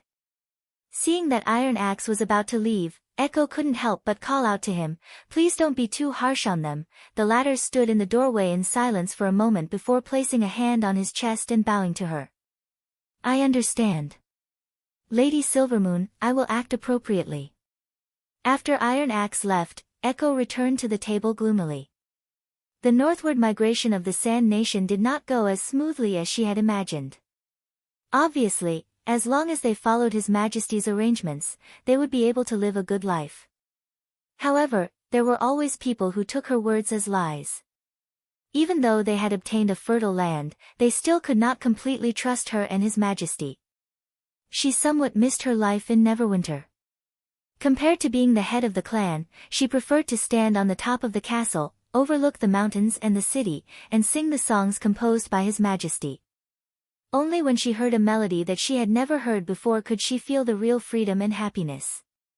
Since she came here, she had not sung for a long time. She wondered if His Majesty had written a new song. When would she be able to sing again? Wretch, Simbadi felt as if his stomach was churning. As the stone ship rose and fell, a gush of acid rose up again. Ignoring the vomit on both sides of the ship, he directly lay on the railing and opened his mouth to vomit. Hey, are you okay? Molly patted him on the back, her face a little pale. The stone ship, which had been like flat ground in the river bend, became a floating leaf in the sea. Battered by the waves, the ship almost crashed into the beach several times and never stopped swaying sideways. For the Sand Nation, who was in close contact with the sea for the first time, it was a complete torture. Ahem. I'm barely okay. After vomiting, he weakly collapsed on the deck. Do you remember how many days we've been on the sea? Today is the 5th day. Something's wrong. Simbadi gasped and whispered, do you remember what the Clear Spring clan said? They live in an oasis by the sea, so they shouldn't be wrong. We passed by the Iron Sand City on the first evening, which proves that the stone ship is not slow. But why haven't we arrived at the Blackwater Valley? You mean? OSHA's destination isn't the Blackwater Valley. Thurum lied. The place he's taking us to is much further south than the choke swamp. Further south? Muli also revealed a worried look. But there's nothing there. Could they have gotten the wrong way? The ship has been sailing along the coast, so it's unlikely that they got the wrong direction. Simbadi pressed his swollen forehead. If it's further south than the choke swamp, then it can only be. Everyone, keep your spirits up. Before he could finish, Thuram suddenly appeared in the middle of the deck and interrupted him. I have good news for you. We're about to arrive at our destination. Pack your bags and get ready to disembark. Remember, if anyone falls into the sea again, no one will come to rescue you. Simbadi propped himself up and looked out of the ship. The shore was still barren, and there was no sign of an oasis. His speculation was confirmed by the billowing water vapor and the billowing smoke column on the sea in the distance. There was only one place that could have such an incredible view. The endless cape, the place of exile of the Majans. More and more Sand Nation's people noticed the anomaly, and the crowd on the deck became restless. This isn't the Blackwater Valley at all. Osha lied to us. Why did you bring us to the endless cape? Do you want to abandon us here? I want to go back. Please, let us go back. All of you, shut up. At this moment, Thuram had no intention of hiding anything. Did I say we were going to the central area of the Blackwater Valley? The tributaries of the valley are all over the south, including the Cape area. Any underground Styx River extends from the valley, isn't it? This is just sophistry. Simbadi thought angrily. If I had said I wanted to work in the land of exile, I'm afraid not many people would have applied. Chapter 804. The new city will be built in this place. Simbadi could hardly believe his ears. The silver stream became thinner and thinner as it went south. When it reached the Blackwater Valley, it was almost completely swallowed by the yellow sand, which was also the origin of the land of exile. How can we survive in this vast desert without water and oases? Thuram's words caused an uproar among the Sand Nation people, and more than one person raised the same question. We can make it ourselves, Thuram replied loudly. But before that, the vanguard has already found a water source. You'll see it when you get off the ship. Instead of subsiding, the uproar became louder. Make it, someone shouted. How? The silver stream is a gift from Mother Earth. How can we make it? 3 gods above, only the messenger of God can turn the desert into an oasis. If we can't do it, can we still go back to the southern region? Yes, you're not going to leave us here and go back alone, are you? Facing the doubts of the crowd, Thuram hesitated for the first time. Simbadi noticed that he secretly glanced at the people of Grey Castle behind him. He gritted his teeth and shouted, the great chief is omnipotent. If he says he can make it, he can make it. You just have to obey his orders. And Lady Silvermoon has promised that if you can't make it happen, not only will you return to the port of Clearwater in advance, but you'll also get 3 months' pay. Saying this, he patted the whip on his waist. Of course, I won't leave in advance. If anyone wants to be lazy, be prepared to taste the iron whip. So that's how it is. Simbadi realized that Thuram was not the manager of this team. The people of Grey Castle standing behind him were the real masters. During the holy duel, he had heard more than once about the strength of this group of people. Unlike the Queen of Clearwater, they were not inferior to the warriors of the big clans even in a head-on battle. But this was the Endless Cape. Even if they could defeat the watchdogs overnight, they were just an insignificant part of the boundless sea of sand. Both the Northerners and the Great Chief had underestimated the power of the desert. Unfortunately, the people on the ship had no other choice. About an hour later, the stone boat slowly approached the shore. Simbadi dragged his tired body off the boat. Only when his feet landed on the soft sand did he feel relaxed, which he had not felt for a long time. Finally, the world no longer shook incessantly. Look, what's that? Molly pointed to the depths of the land. A sentry tower. He followed her gaze and saw a black iron frame standing in the middle of the yellow sand. It did not seem to be far from the shore, and there were two flags fluttering on top of it. One was bright red, and the other seemed to be embroidered with complicated patterns. Usually, somebody would have wondered why a girl he only talked to occasionally would stay with him. But now, he had no energy to think about it. Someone got here first. Let's go and take a look. Later. He shook his head. It's better to wait for Sir Thurum's instructions. Somebody still remembered those Sand Nation people who had fallen into the water. He did not want his sweetheart to be whipped in public. Molly, I finally found you. His clansmen gradually gathered around. Somebody, you're here too. I thought you fainted from vomiting on the ship. Ha ha ha. His words caused a burst of laughter. Somebody lowered his head in embarrassment. He was indeed the weakest among his clansmen, whether it was in strength or courage. Usually, he was fine being talked about by others, but in front of Molly, he suddenly felt a little embarrassed. In fact, during the few days at sea, he was even worse than Molly. Look, there's an iron tower. How did they move such a heavy thing here? Maybe it's a ship. I heard that the people of Grey Castle have a direct passage to the Endless Cape. Are we going to camp there tonight? Probably. The Endless Cape is much more dangerous than the Oasis. Someone must stay to guard it at night. There were more than 20 people from the Fishbone clan, which was the smallest group among all the clans, but it could be said that all the young and strong people had come. One of his peers, Carlone, was one of the best. He was tall and handsome. Not only was he good at martial arts, but he was also favored by the clan chief. His words attracted everyone's attention.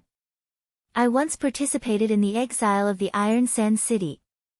The sandworms and scorpions here are much larger than those in the Oasis. It's even said that the giant armored scorpions, which dominate the land, are also active in this area. Therefore, we must be vigilant and try to set up tents as close to those people of Grey Castle as possible. Do you think what Sir Thurum said is true? Can the great chief really create a body of water in the desert? Someone asked. Probably not. Carlone smacked his lips. If he really has such an ability, he can become the ruler of the desert without a holy duel. There's no need for him to do this. Then what should we do? Everyone was in an uproar. Don't worry. The great chief won't spend so much effort just to throw us into exile. Carlone's calm voice was full of confidence. This operation may be just a whim.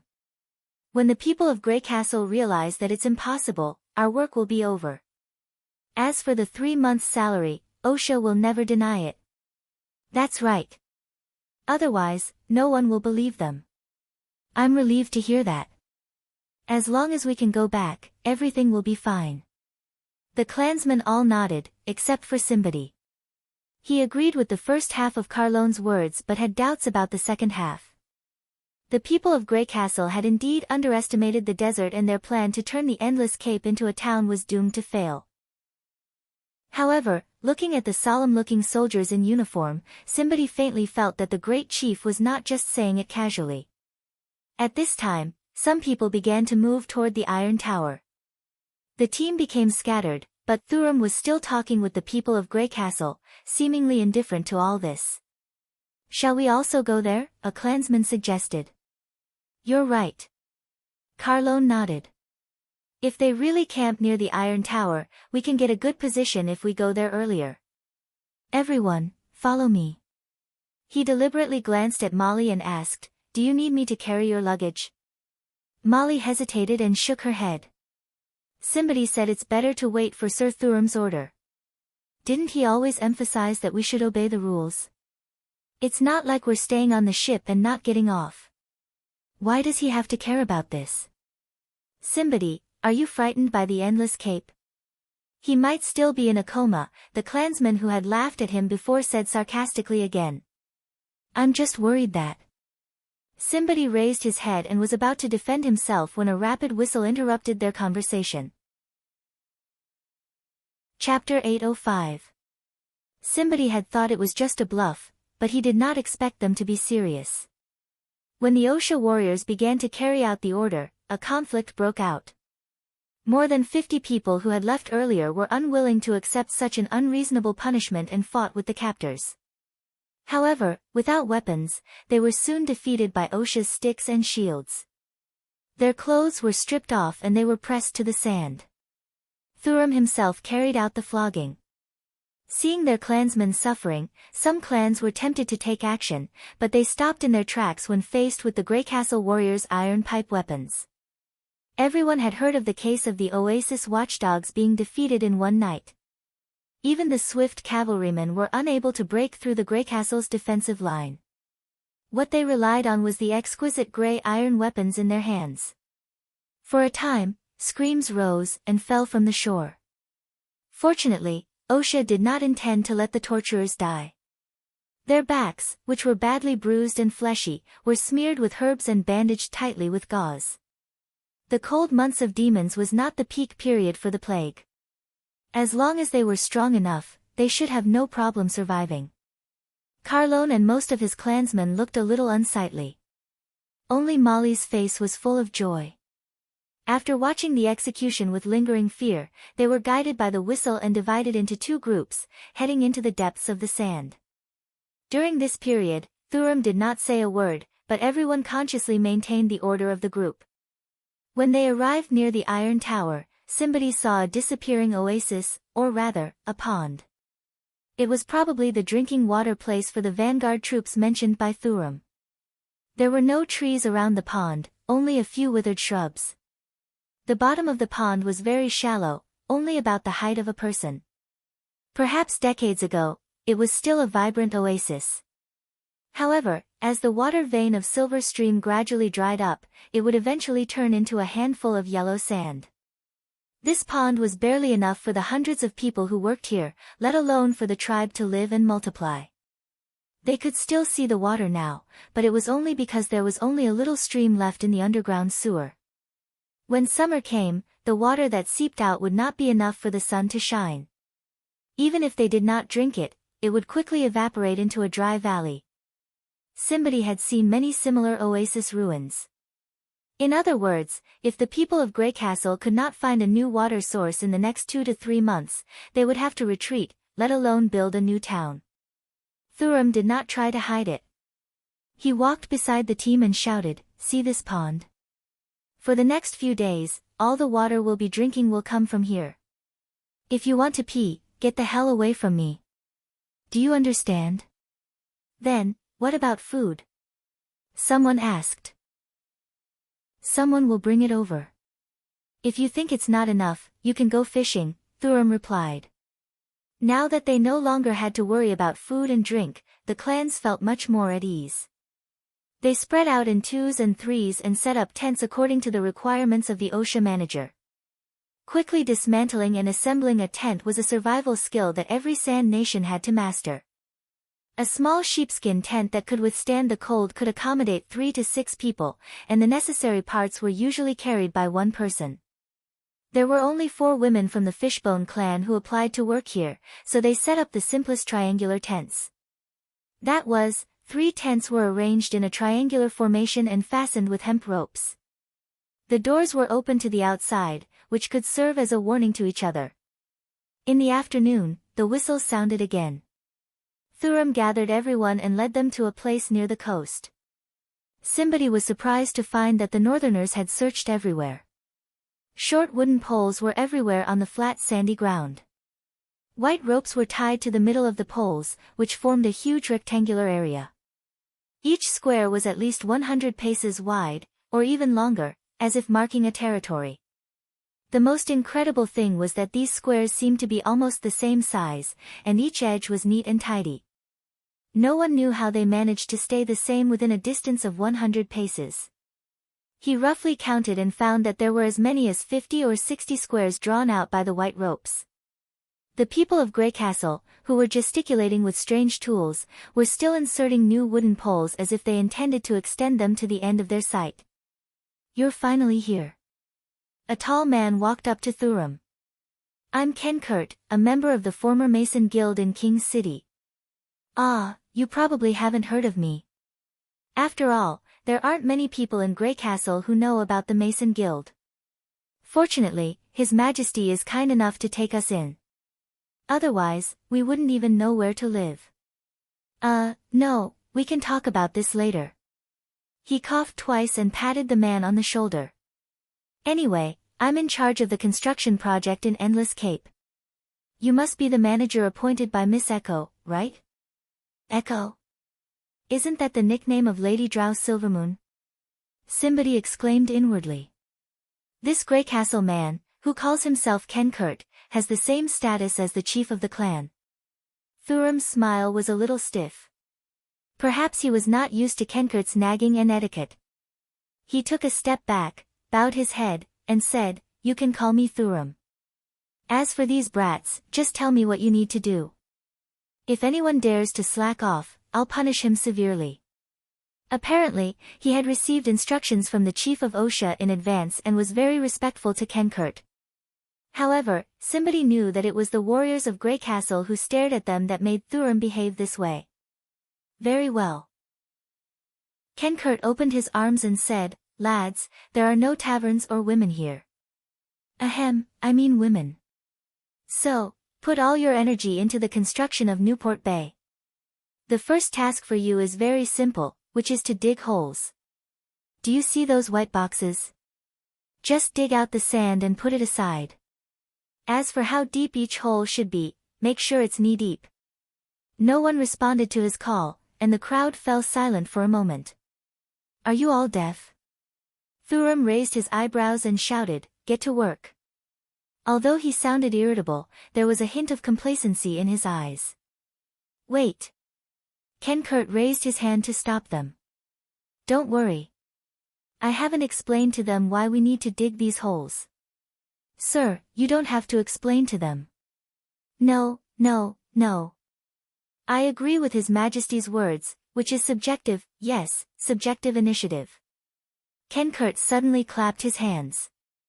The general idea is that once people know what they're working for, their work efficiency will be greatly improved. So listen, these holes are related to whether we can settle down here in the future. These holes. He paused for a moment, are the key to turning seawater into fresh water. Hearing this, the crowd suddenly became restless. It's very simple. It's no different from boiling water, but only His Majesty could think of this. Let seawater into the holes, use the heat of the sun to heat it up and turn it into water vapor, and then collect it to get clean drinking water. Kenkurt gestured excitedly. It doesn't matter if you don't understand. Just think of the sea as water mixed with salt, so it's bitter and astringent. As long as the salt is separated, the entire swirling sea can be used by us. Is this possible? Simbadi was stunned. Not to mention whether the second half of Kenkurt's conclusion was correct, how could they collect something as illusory as water vapor? Of course, its production is very limited. A square area can only meet the needs of about 10 people, so we need to build a large number of transformation sheds to supply the hundreds of workers stationed here. Kenkurt clenched his fist and said, "You should feel lucky. His Majesty pays special attention to the construction plan of Endless Cape, and this is the second town named by him after Neverwinter. To celebrate the unification of the southernmost region, His Majesty gave it the name, Festive Harbor, and you are not only the builders of the Festive Harbor, but also its first residents." Chapter 806. Lightning returned to the camp tent, took off her goggles and gloves, and put her numb hands above the brazier. A burning sensation and a slight tingling sensation came from his fingertips. Winter had passed for nearly half a month, but the snow did not seem to be getting any weaker. Instead, it was getting heavier and heavier. Every time she came back from an expedition, she could feel the top of her head was wet, and it took a while for the skin on her face to recover. When her hands were a little warm, she moved a stool and sat beside the brazier. Then she took off her wet boots and put her feet above the flames. She could clearly see that the front of her cotton socks was steaming, and her cold toes were getting a little warm. As for the smell. The little girl turned her head away in embarrassment. She had been stuck in her boots for so long that there would be some smell of sweat. Now she finally understood why her father would emphasize that a great explorer should have a great team behind him to support him. If the First Army had not prepared a brazier or even hot water in advance, she would not have been able to devote herself to the exploration. The thought of returning to the camp with a cold body and having to make a fire to boil water was a devastating blow to her enthusiasm for exploration. But probably only His Majesty's team can provide hot water in the wild all day long. Lightning thought. In the stories of his father's adventures, it was undoubtedly very difficult to have a hot bath in the middle of winter. Damp firewood, rotten leaves covered with snow, and the extra physical effort needed to collect them were all obstacles to bathing.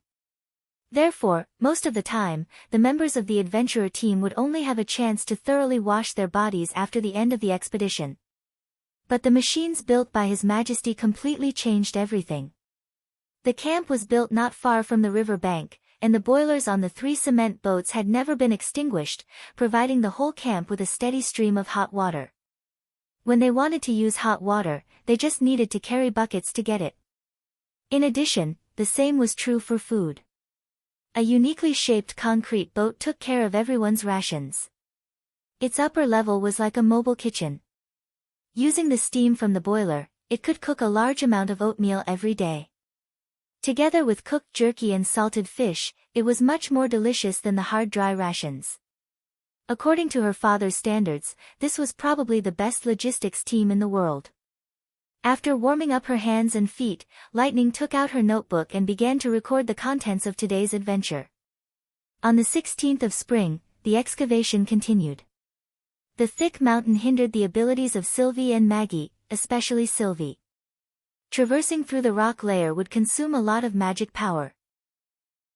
To ensure safety, each search must reserve enough magic power for the return trip, so there was no way to dive too deep. Limited by the distance, Sylvie could only roughly choose a few directions and let Miss Fran try to dig. By the way, Miss Fran, though frightening in appearance, is surprisingly amiable, and when she eats she is scarier than Maggie. I do hope that one day she will regain her original appearance. From the moment they arrived at the foot of the snowy mountain, it was already the 13th day of their exploration. The only thing that could be confirmed was that there was indeed a huge hole in the mountain, and it seemed to be formed by many caves. However, it was not easy to smoothly find the main cave that might contain the ruins, not to mention digging a spacious passage for the First Army to enter. In this regard, she and Maggie could not help much. They could only be responsible for guarding the periphery, or entering those strange caves to explore the deep trenches and mountain faults that the magic ark could not easily cross.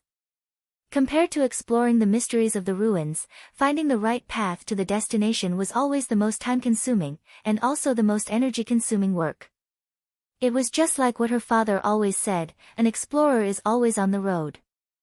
The little girl blew 2 hot breaths into her palms, and then continued to write. Finally, the most outstanding explorer of Grey Castle, Lightning's new discovery. Under the ice layer at the peak of the great snowy mountain, there is a long black shadow moving. It looks like a huge fish. I don't know how long it has lived to grow so big, but I think it must taste very good. Unfortunately, Anna did not come, so we have no way to cut the ice layer to fish it out. Maggie's claws can only leave a few scratches on the ice, and using explosives on the mountain top is also a big taboo. Perhaps we can only wait until the snow melts in summer to think of a way. At this point, Lightning could not help but lick her lips. In order to explore the snow mountain, she had not eaten charcoal grilled fish for a long time. Perhaps when Maggie came back, the two of them could go to the concealing forest to get some food before the night fell. As long as I prepared a portion for Sister Vendi, she should not blame me, right? There is another less important discovery. There is a phenomenon of demonic beasts gathering to the east of the concealing forest, but His Majesty's city wall will definitely be able to stop them. After recording these, Lightning stuffed the sheepskin book into a waterproof leather bag, wrapped it, and put it back into her backpack. It was a necessary habit for an explorer to record what she saw and heard every day. Just like the captain's log, it was not only a proof of the explorer's personal honor, but also a beacon to guide the future explorers. When the owner accidentally met with an accident, other explorers could also analyze the reason based on the log, so as to avoid walking the same path. At this moment, there was a rush of footsteps outside the door. It was Vendi who opened the tent curtain. Agatha and the others are back. Her voice was a little anxious. There was an accident in the cave. Fran is missing. What? Lightning stood up in surprise. Missing? When the witches who stayed in the camp arrived at the end of the tunnel left by the devouring worm, the soldiers of the First Army had already set up a fire and a sentry post. Agatha was arguing with the tequila witches about something. Lightning looked out and suddenly gasped. In front of her was a bottomless pit. She could not see the top or the bottom. She could only hear the continuous sound of water coming from above. The edge of the tunnel had collapsed. She took out the stone of lighting and bent down. There was a lot of slippery mucus left in the crack. Miss Fran fell from here. At present, it seems so. Sylvie found the right direction. Unfortunately, Fran was unlucky. Edith answered her. She opened the way to the big pit, but because of the sudden cliff, she fell to the bottom of the cave. Seems. Lightning noticed the wording of the other side. At that time, Sylvie and Maggie were searching on the other side, a place where they could see Fran. According to Sylvie, Fran's magic reaction suddenly disappeared from her sight.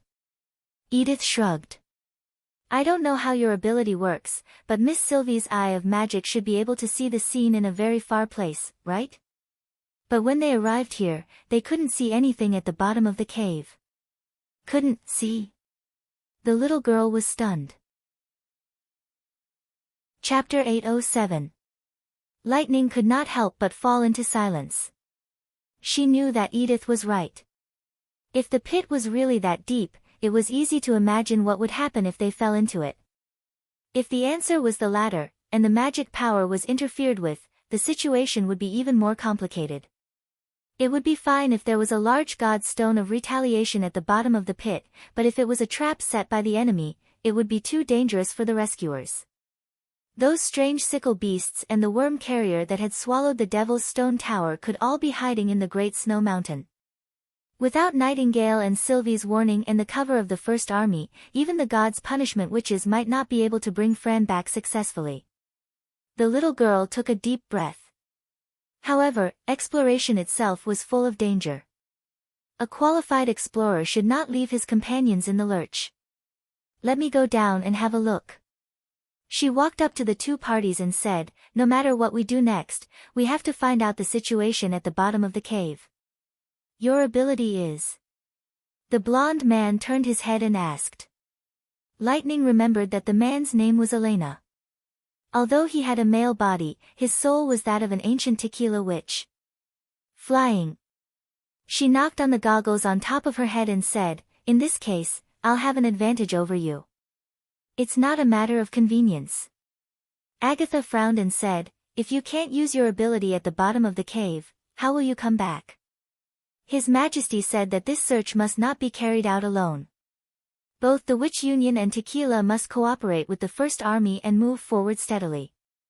Just hang a rope around my waist, Lightning said. If it really is a god stone of retaliation that creates an anti-magic area, then I won't have any major problems. As long as you find the rope hanging on the wall, you can directly pull me up. An explorer not abandoning a companion did not mean that she would act recklessly. When she was a child, she had heard her father talk about many thrilling emergencies. As long as she handled it properly, most accidents could be avoided. Even without magic power, she was still the most outstanding explorer. Let me go with you, Nightingale interrupted. There's no up or down in the misty world. I can easily walk on the cliff. Even if an enemy appears, I can cover her as soon as possible. How is this any different from acting alone? Vendi shook her head.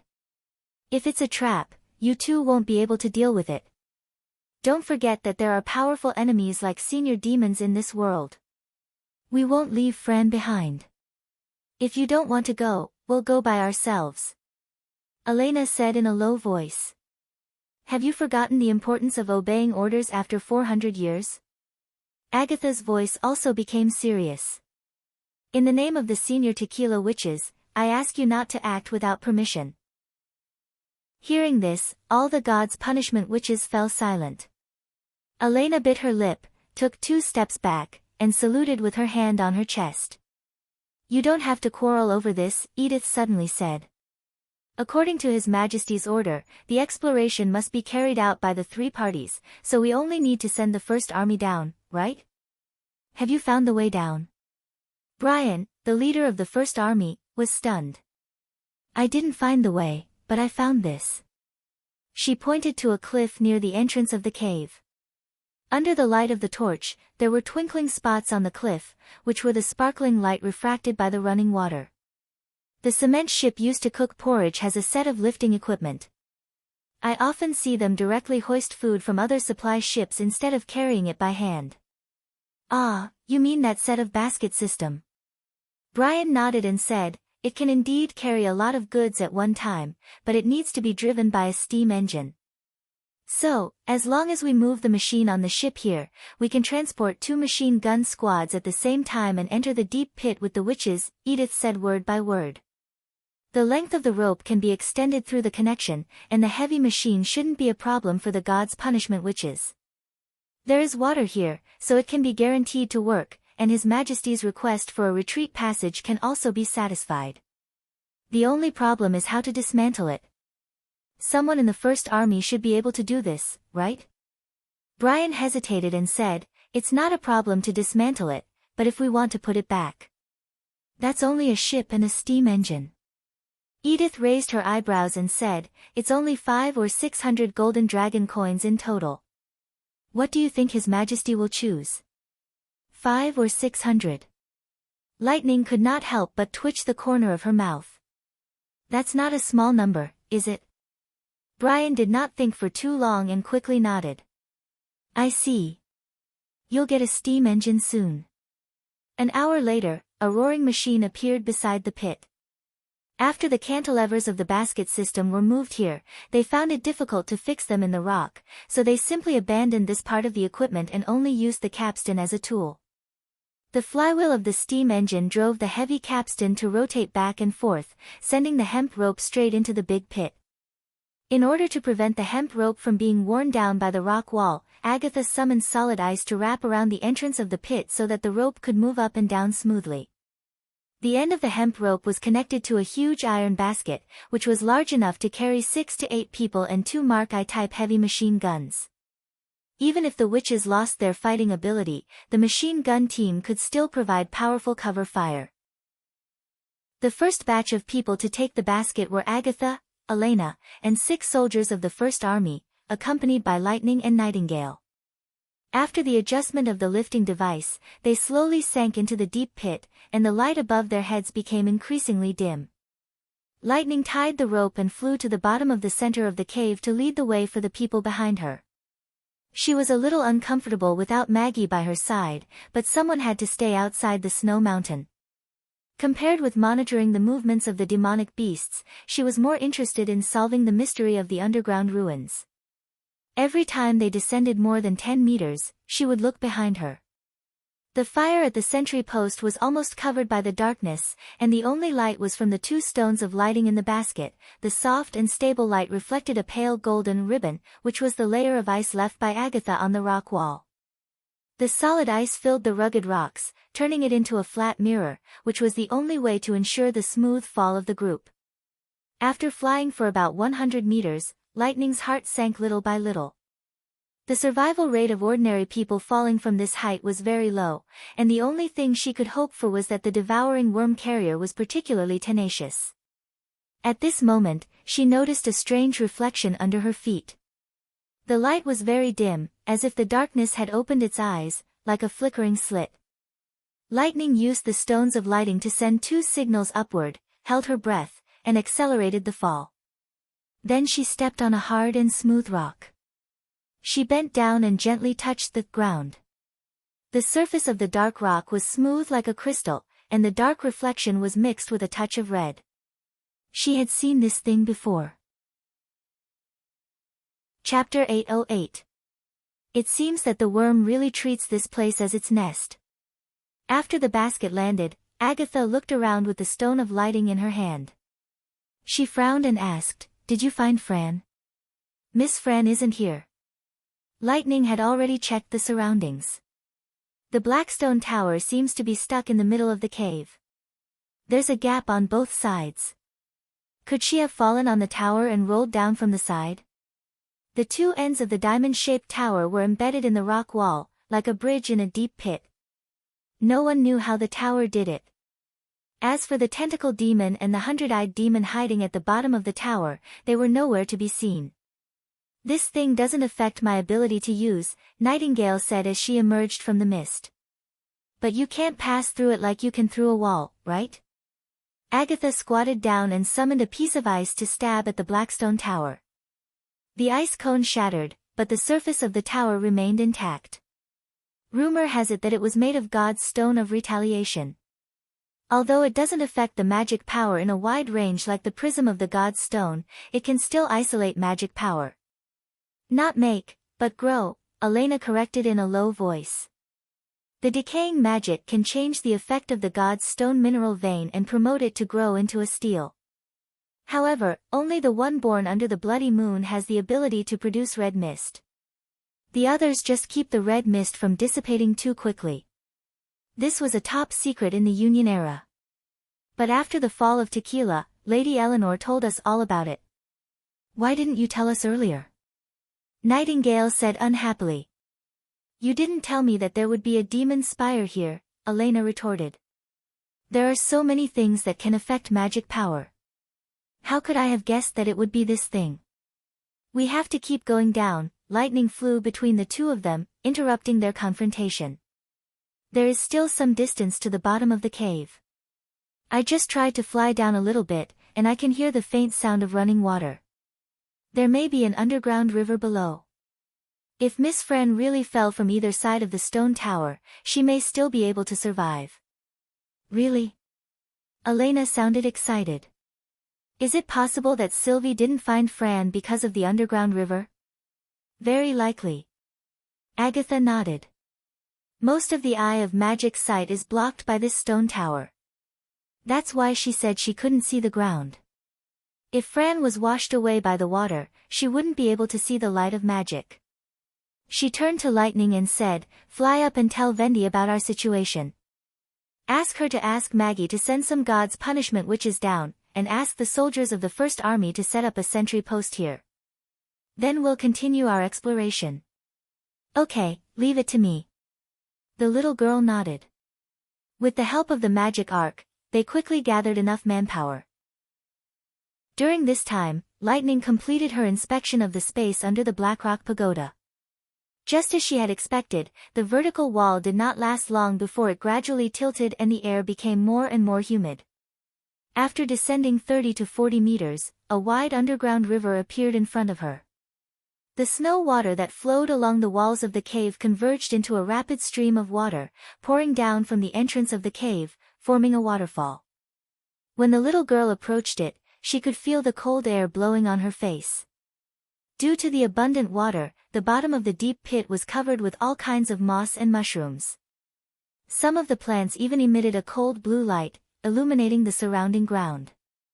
Even without the use of the stone of lighting, they could vaguely see the outline of the karst cave. Together with the flying fireflies, the whole underground world was like another world.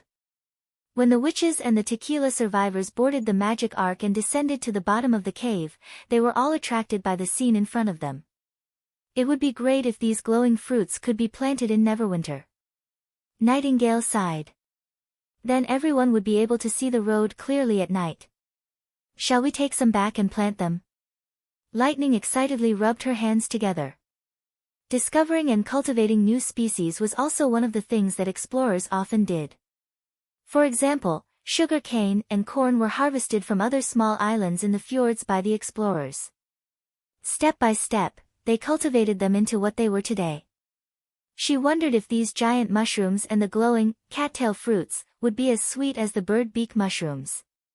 "Let's finish our business first." Agatha counted the number of people and said, Maggie, you stay here and help the First Army set up a sentry here. We'll continue to walk along the underground river.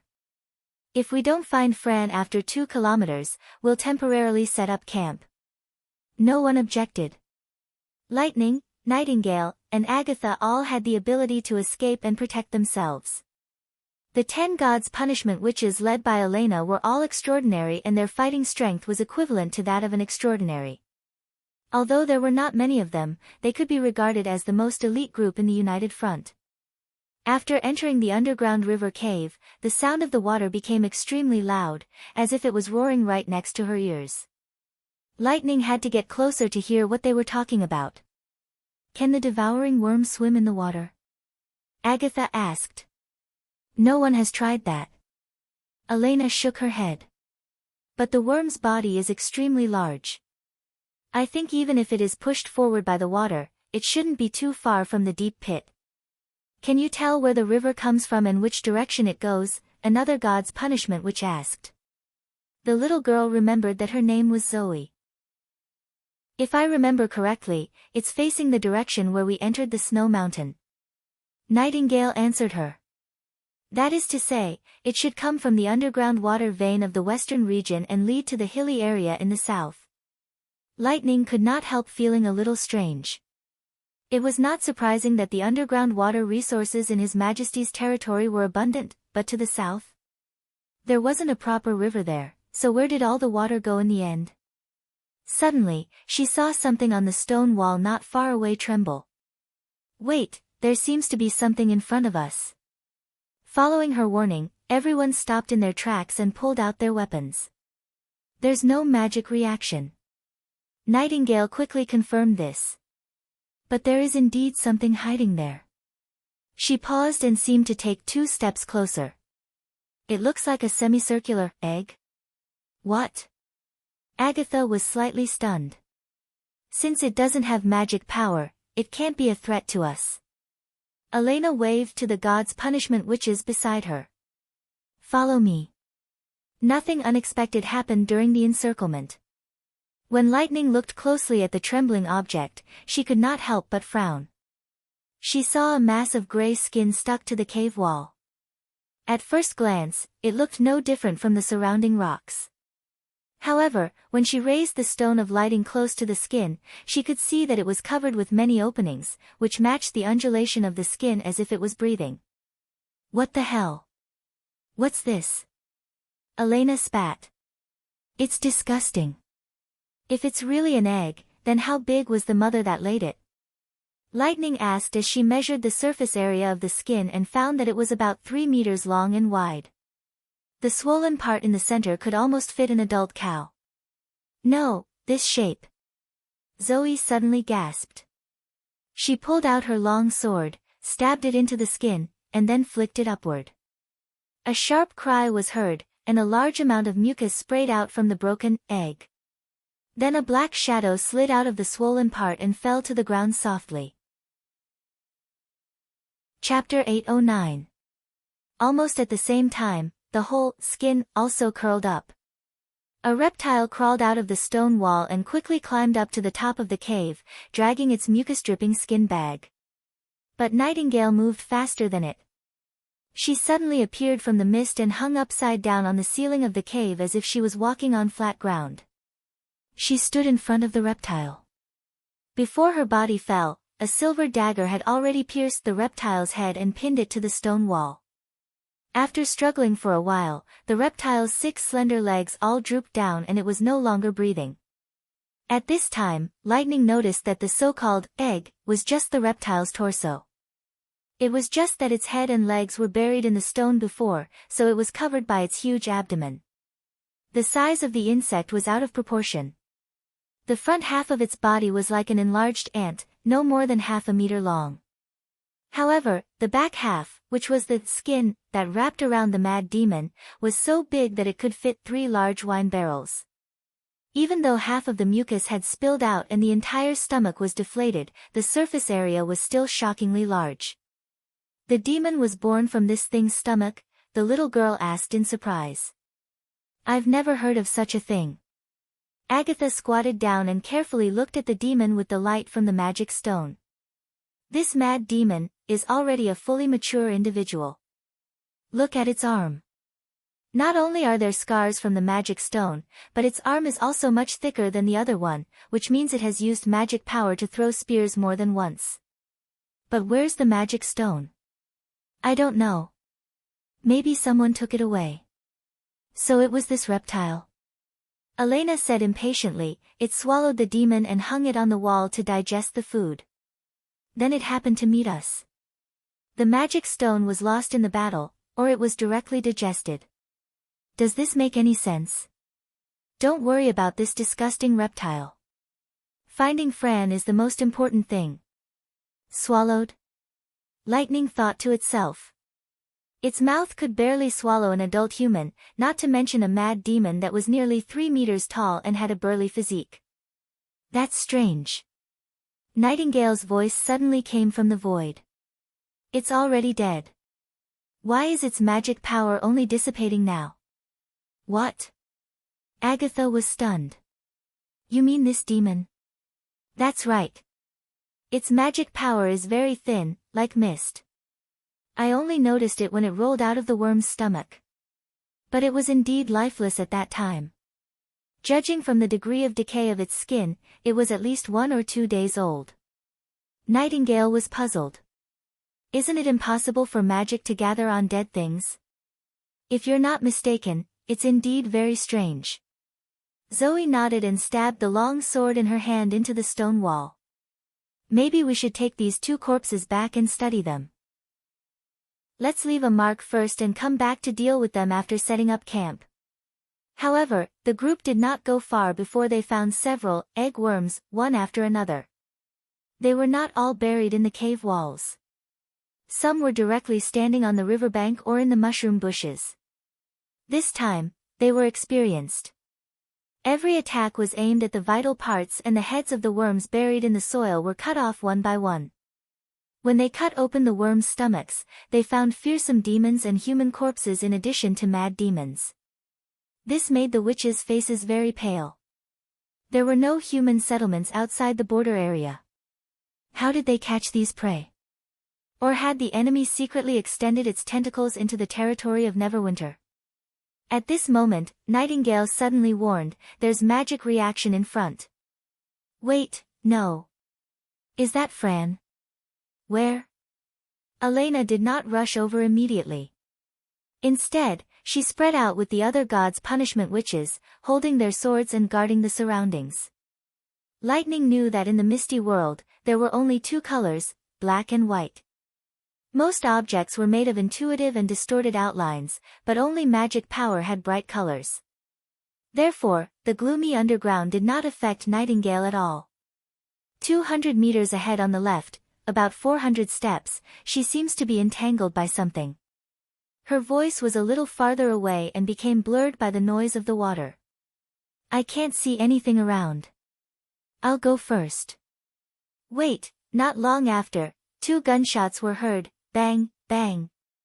The roar of the flintlock sounded particularly loud in the cave. The gods' punishment witches looked at each other and kept advancing in formation. Lightning was 1 step faster. She flew over the crowd and headed straight for the source of the gunshots while holding the revolver in her hand. Fortunately, what she was worried about did not happen. Nightingale quickly raised the stone of lighting to guide them. At the latter's feet lay 2 monsters with scythe-like front claws. There was a big hole in their heads and blue blood was dripping on the ground. Are these the demonic beasts that can hide themselves? Lightning asked while floating in the air. Yes, but no matter how good their skills are, they can't escape my eyes. Nightingale proudly put the revolver into her belt and patted Fran, who was firmly trapped beside her. Am I right? Fran wriggled a few times and made a few stuttering sounds. It seemed that her mouth was sealed. At this moment, the little girl noticed that both sides of the worm carrier were wrapped with a white gelatinous substance, which firmly fixed it in place. Even its giant mouth was sealed. Apart from that, her strong body was covered with scars. Apparently, she had fallen hard into the deep pit. What surprised her was that there was more than one giant worm like Fran. Right beside her, there were two other devouring worms lying quietly as if they were asleep. This is... An idea suddenly occurred to Lightning. She jumped down and pushed away the moss on the ground. A mottled stone slab suddenly appeared in front of her. Oh! Nightingale whistled. Good, it seems that we've found the legendary Snow Mountain ruins, she said excitedly. What the hell happened? The rest of the gods' punishment witches had just arrived. In order not to stray too far from each other, the gods' punishment witches maintained the same speed. Elena was always in the front, which made Lightning's opinion of her change a little. We've found Fran and two monsters that seem to want to eat her, Nightingale explained briefly. She's fine. She's just tied up and can't move. This is already part of the underground ruins. The enemy is probably nearby. We should leave here as soon as possible after rescuing her. We'll summon the first army and set up a sentry post first. Elena nodded and pulled out the heavy sword on her back. She quickly cut open the extremely elastic gelatinous substance. When Fran's big mouth was freed, everyone heard her growl. Don't look up. However, when Lightning heard this, she subconsciously raised her head. It was pitch black above her head. At first glance, there was nothing. The pit here expanded upward again, forming a huge space like the dome of a hall. The stone of lighting could only illuminate the ground within an inch of the surrounding area. She could not see anything above her head at all. But the next moment, she felt goosebumps all over her body. A scarlet eye appeared in the darkness, then a second, a third. Chapter 8:10. Did you hear a sound just now? Edith looked at Brian, who was commanding the soldiers to set up a defensive line at the bottom of the cave. A sound? Brian stopped what he was doing and looked around with a puzzled expression. No, Miss Edith, I didn't hear anything except the sound of water. Really? She frowned. Did I hear it wrong? What kind of sound was it? It sounded like a horn, very muddy, very similar to the sound of water. Edith paused. It seemed to be coming from the south. That was the direction the witches had explored. The turbulent underground river flowed from the north to the south and disappeared into the dark cave. Although there were some strange luminous plants growing on both sides, they could not illuminate too far. The whole waterway was like an entrance to the abyss, engulfing everything she saw. Well, I think it may be because we are deep in the snow mountains and can't see the sky, or even the lack of firelight, so it's an illusion. Brian smiled considerately. Soldiers who have been to the battlefield are fine, so it's not surprising that you feel nervous. If you feel uneasy, you can go back to the entrance with Miss Maggie later. Familiar expression and familiar words. Edith was not surprised by the words of the firearm battalion commander. Although she was wearing light leather armor and a helmet and had a saber hanging on her waist, most people still regarded her as a bystander sent by City Hall, or a pearl-like woman, just like her title, beautiful and fragile. Because of this, it was very common to see concern and flattery along the way. However, they did not understand that the pearls produced by the northern giant clams were all soaked in blood. The blood of fish, the blood of aquatic beasts, and even the blood of fishermen. That was why they could grow so huge and produce round pearls the size of a fist. Probably only Roland Wimbledon had ignored her appearance from the beginning and even regarded her as an opponent. Thank you, but I'd better stay here. If I run back alone, won't I be a disgrace to His Majesty's City Hall? However, Edith didn't reveal what she was thinking.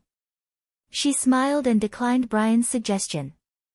Her smile stunned Brian a little, and after a while, he looked away in embarrassment. I don't think His Majesty and Lord Barev will mind. Brian coughed twice. But I don't understand. Why did you follow the First Army to such a dangerous place? That's the only way you'll trust me, Eddie said bluntly. You should have heard about the Battle of Divine Will, she said frankly.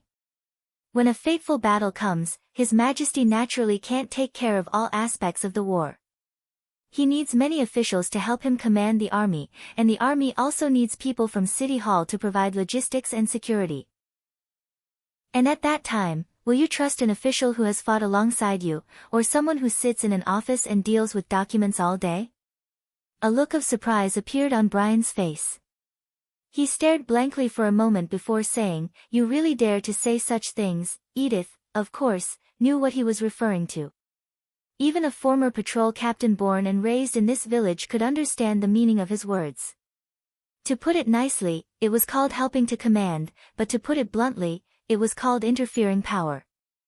If it were any other lord, this would absolutely be intolerable, especially for the group of knight subordinates, who must be personally controlled by him. However, now that the number of people in the First Army had exceeded 5,000, the way the knight regiment did was obviously too backward. In fact, the advisor department established by His Majesty was such an organization between the army and City Hall. The ultimate power still belonged to him, and the commanding power below him would only be further expanded. It was because Edith understood Roland Wimbledon's thoughts that she dared to say these words. She didn't intend to join the advisor department, but just wanted to expand her influence as much as possible. If it were any other king, of course I wouldn't dare, but His Majesty is different. She smiled. You know, I was the one who proposed that City Hall officials have to go to the front line to be eligible for promotion. Since I said so in front of everyone, I have to set an example. His Majesty agreed. No, I can only say that he didn't object. Doesn't that mean he agreed? Brian asked confusedly. Politics can't be understood in this way. Edith spread out her hands. Even a verbal promise doesn't necessarily count before it becomes a law, let alone silence. I see. The firearm battalion commander could not help but sigh. Politics is really complicated. You're right. In addition, the purpose of this trip was to get closer to the witches, understand their abilities and characters, and live together with them. There was no doubt that His Majesty had invested a lot of energy in the witches, and the construction of Neverwinter was also inseparable from the witches. If Berev wanted to reach the peak of power, he naturally needed to win their support. So far, the plan was going very smoothly. Probably because she was also a woman, she would not be rejected when she came in contact with the witches, which became an obstacle for Berev. The next batch of witches should be the gods' punishment witches, right? Edith changed the topic. Yes, probably. Miss Maggie can only transport 5 or 6 people at a time, so it'll take at least a dozen trips to set up the outpost. Brian also cooperated and replied, by the way, where do you think the second machine gun should be placed? A relatively high place. Well, I remember there's a piece of rock behind that seems good. Just as she turned to look at the cave behind her, a luminous plant seemed to distort, as if something had broken the stability of the air, and the scene became blurred. What's that? Before she had time to warn the soldiers of the First Army, the air violently distorted again, and this time the ripple appeared behind the machine gun squad. With a soft swish, a soldier's head rolled down from his neck, his smile still frozen on his face. Enemy attack! Edith shouted. The enemy can't be seen. Almost as soon as her voice died away, 2 more soldiers were pierced in the chest. The moment the blood splashed, the ripple was also dyed red. There's more than one enemy. Her mind raced, and she threw a dagger with one hand straight at the place where the first soldier fell. At the same time, she pulled out her sword and followed. When the dagger was knocked away by the invisible thing, her long sword stabbed into the root of the ripple from another angle. Edith knew that if they kept retreating, they would be surrounded. There was only one campfire here, and it was the only way to discover the enemy's movement.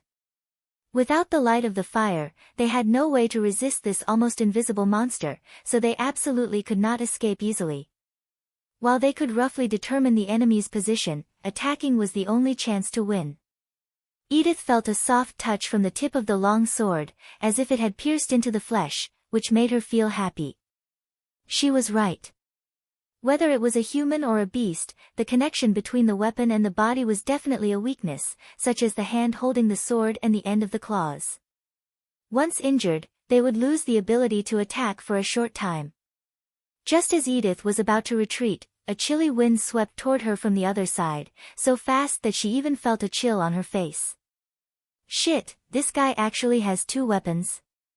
Her many years of fighting experience made her subconsciously loosen her right hand that was holding the sword. At the same time, she rolled on the ground. Something seemed to brush past her from the back of her head. Her long hair suddenly scattered, like withered petals blooming, scattering everywhere. She did not have time to get up and directly shouted at Brian, "Quick, shoot me." For the fastest and error-free novel reading, please visit Chapter 811. The soldiers finally realized what was going on. Since it was too late to turn the other machine gun, they took out the revolver rifles on their backs and opened fire. The long sword stuck in the monster's body became the best landmark. Within a distance of 10 steps, it was almost impossible for the revolver rifle to miss the target. All the soldiers, including Brian, fired all the bullets in one breath. The dense barrage swept over Edith's head. She could even hear the sound of the bullets cutting through the air. He turned around and saw that the distorted air had solidified. A monster had appeared out of thin air. It was almost 6 feet tall when it stood up, half a head taller than an adult. In addition to a pair of forelimbs as sharp as sickles, it also had 7 or 8 pairs of legs on its abdomen. It was covered in a grayish-brown carapace, which made it look creepy. Fortunately, the carapace could not withstand the close-range gunfire. A fist-sized wound appeared on its slender, locust-like head. It twitched twice and fell to the ground, covered in blood. "Get out of the way." Edith suddenly heard a roar behind her. A heavy sword answered the call. The force of the swing was so great that it produced a deep buzzing sound. The body of the sword smashed directly in front of the first machine gun squad, sending the other 2 monsters flying. The invisible ripples also dissipated. Then several God's punishment witches passed by her side, raised their swords and slashed horizontally, cutting the monster in half before it could get up.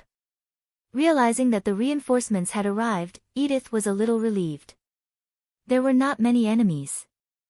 Without the advantage of stealth, they were soon cut into pieces by the extraordinary warriors who rushed up. She also noticed that when the monsters approached the God's punishment witches, they would show a strange form.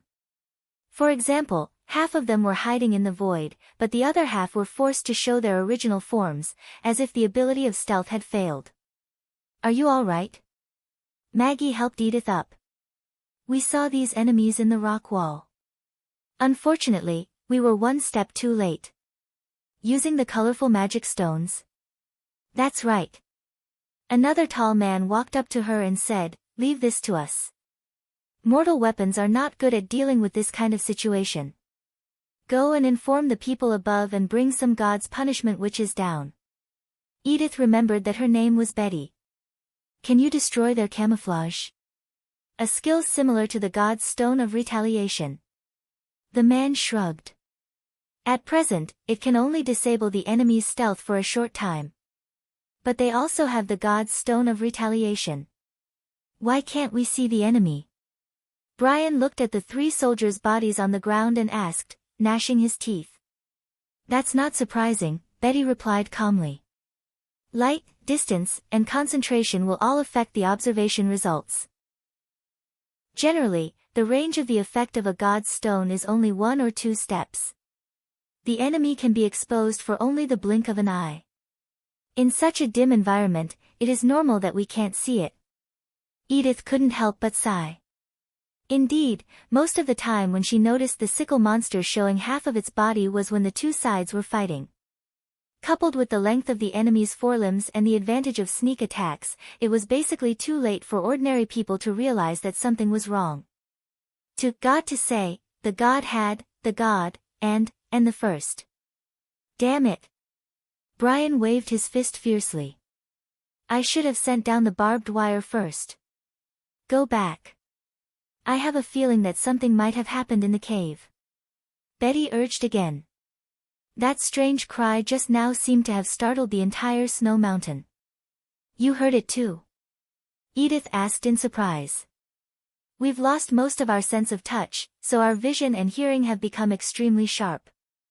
The man looked at her and said, I didn't expect that mortals could also do this. Sure enough, it wasn't an illusion. Edith nodded. She took off the god's stone of retaliation and threw it beside the machine gun. She pulled Brian and the others to surround Maggie. They sank into the ground with the magic arc and climbed up along the stone wall. Although the commander of the firearm battalion was somewhat reluctant to let the tequila witches fight in the front line, he finally followed the overall situation. After all, once the gods' punishment witches fought with the enemy, they could not open fire on their allies at will. Apparently, the people stationed in the Blackstone Tower did not know about the battle at the bottom of the cave. They were still using ropes to lower tents, gods' punishment witches, guns, ammunition, and other war supplies. After Brian stopped them, he did not transfer to the steam elevator to return to the entrance of the cave. Instead, he asked Maggie to continue moving forward. Just as they were about to reach the worm tunnel, dense gunshots suddenly rang out above their heads. The intensity of the gunshots was like a storm. This meant that the First Army in the sentry post had gone all out and had directly entered the state of full firepower. The faces of the group changed involuntarily. The witches' cheeks even reddened, so they ascended a little faster. After the magic arc rushed out of the ground, Edith could not help but stare at it with wide eyes. She saw broken limbs and internal organs continuously falling from the top of the cave, as if it was raining corpses. 3 machine gun squads lined up and under the command of Sylvie, shot at the pitch-black top of the cave, while the revolver and precision shooting squads aimed at the blind spots above their heads. They did not need to aim at the enemy, but only needed to straighten the barrel and fire along the wall. What's the enemy? Brian asked, grabbing a soldier. It's demonic beasts, my lord. The soldier reported while hurriedly reloading the ammunition. A group of demonic beasts is rushing down from the top of the snow mountain. What the hell? Why would they suddenly come to join in the fun at this time?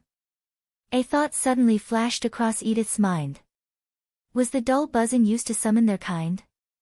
She had read in the book written by His Majesty that there existed a kind of strange sound in this world that was difficult for human ears to hear, but extremely clear for some creatures. Some species could even produce this kind of sound to communicate with their own kind. Could it be that they were now facing such a situation? However, there was more surprising news. While Brian was observing the situation of the battle, another soldier ran into the cave. Sir, Miss Maggie found signs of abnormal activity of the demonic beasts in the east of the misty forest. They seem to be approaching the direction of the snow mountain instead of attacking Neverwinter as we expected. What? This? The Flintlock Battalion commander was stunned for a moment. My lord? The soldier asked anxiously, what should we do? How could this be? How could this be? Brian's face was livid as he repeatedly muttered the same words. His forehead was already covered in sweat. This guy is still too inexperienced. Edith frowned. As a commander, she could never show her confusion and helplessness, especially in front of her subordinates. She coughed twice and said, "It's not complicated. First of all, we have to gather the First Army stationed outside the snow mountain and concentrate on defending the entrance of the cave. In this way, we can greatly reduce the length of the battle line and only need a few machine guns to stop the attack of demonic beasts." Brian looked at her and it took him a long time to come to his senses. You're right. Secondly, let Miss Maggie immediately contact His Majesty and ask him to send reinforcements just in case. After all, we need ammunition and food supplies from the Redwater River. Once we abandon the camp and defend the passage, we won't be able to fight for a long time. Edith continued quickly and calmly, in addition, demonic beasts can't swim, so don't abandon the cement boats outside. Leave a dozen people to control the demonic beasts and guide the follow-up troops. Miss Sylvie will be responsible for guiding the fire and blocking the demonic beasts at the top of the cave, so it won't be a big problem. As for the distributed god stones, you don't have to wear them for the time being. Bury them around the sentry post to prevent sneak attacks. Finally, don't forget to send tequila witches to the bottom of the cave. Betty is still waiting for our reinforcements. Only when they have enough people can we set off to the south end of the river to find Miss Agatha and the others."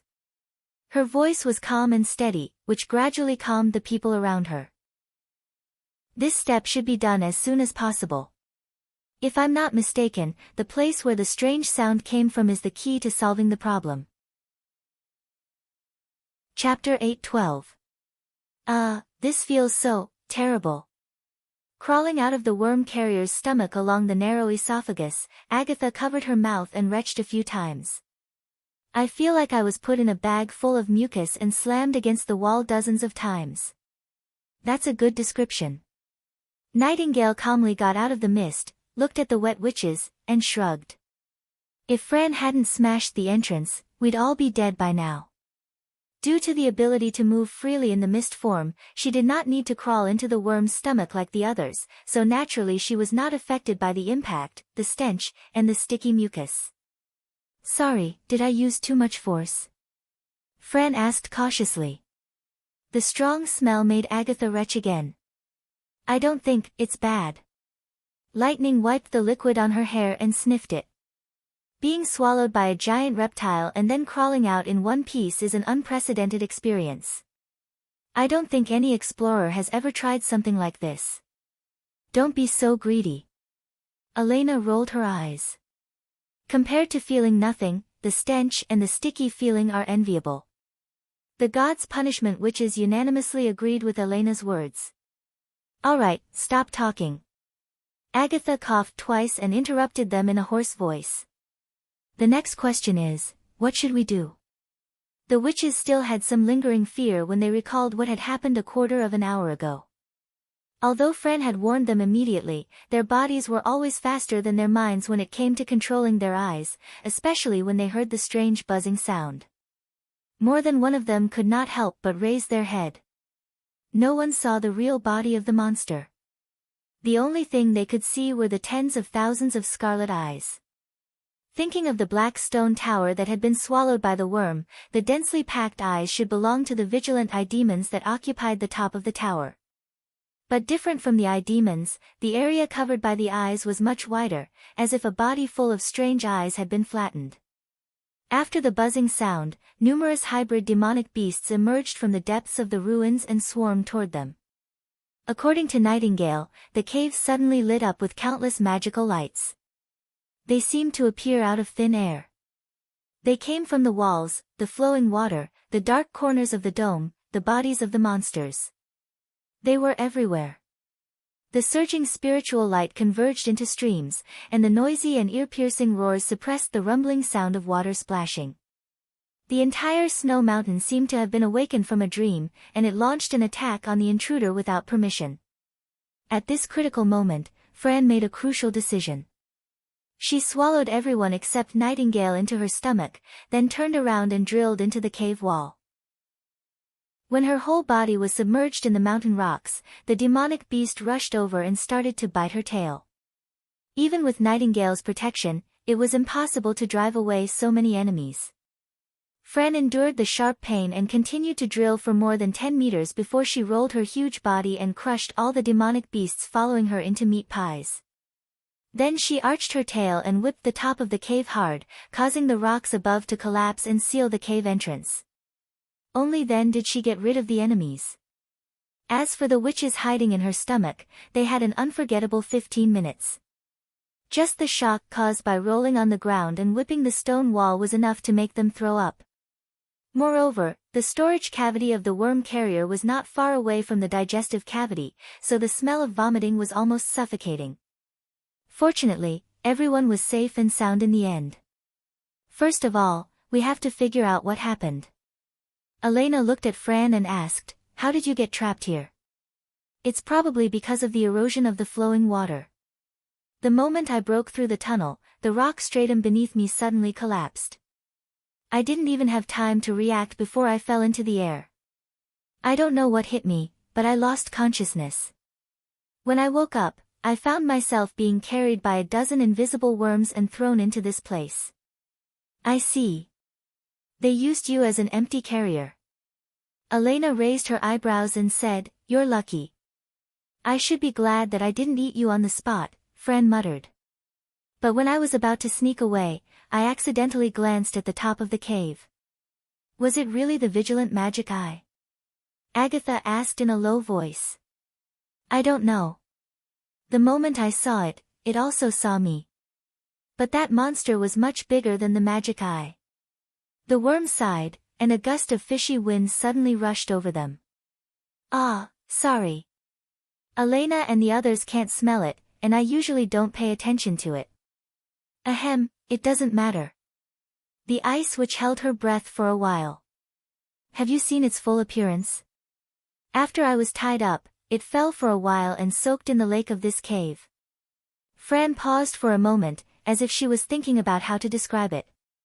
"I don't know how to describe its appearance.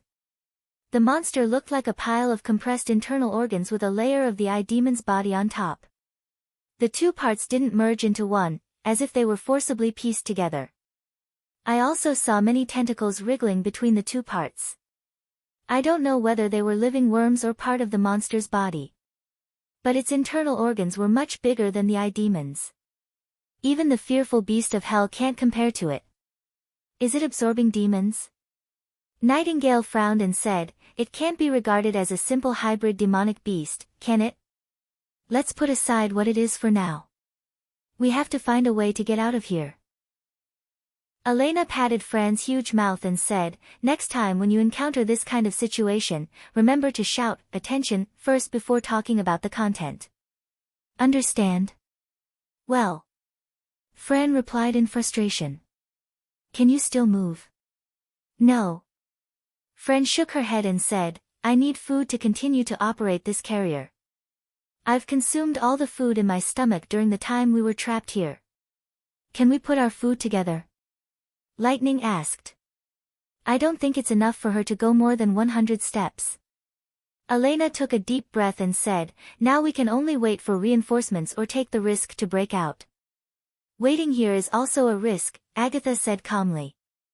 "The space here is too small. We'll suffocate to death in less than a day. Even if Sylvie can locate us, the army has to defeat those demonic beasts first to save us."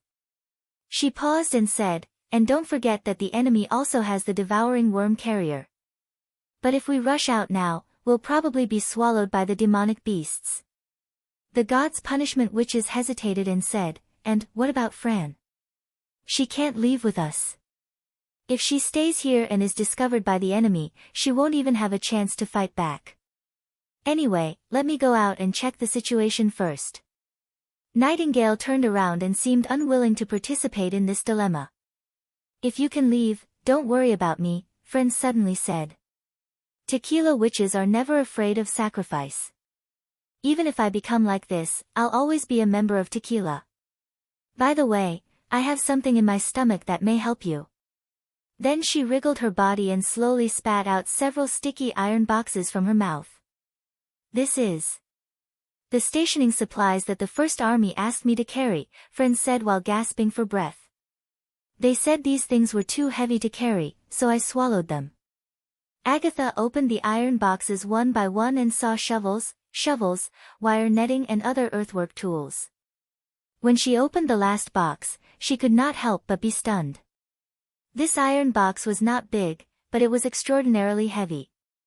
In addition to being stuffed with shockproof straw, there were also more than 10 neatly stacked wooden boxes. The boxes were labeled with the words, "Second Chemical Plant, the 64th batch of products, qualified." If she remembered correctly, most of the decomposed nitrogen was sent to this plant. Chapter 8:13. "You mean this thing is the kind of weapon that can split mountains and split the earth?" After listening to the Ice Witch's brief introduction, Elena widened her eyes and said angrily, "Haven't they thought about what if this thing explodes in Fran's stomach?" The worm beside her could not help but tremble.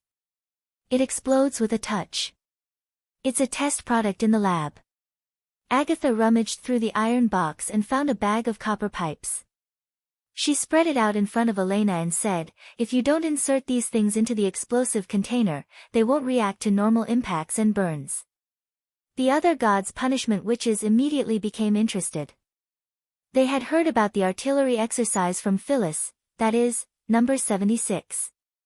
After moving to the western region of Grey Castle, they had witnessed the first army fighting against the demonic beasts several times. They were familiar with gunpowder weapons, but this was the first time they had such a close contact with such a weapon. Is it really okay to put it on the fire? It's so loud when it explodes, so it should be very violent. It looks like a brick. How do we use it?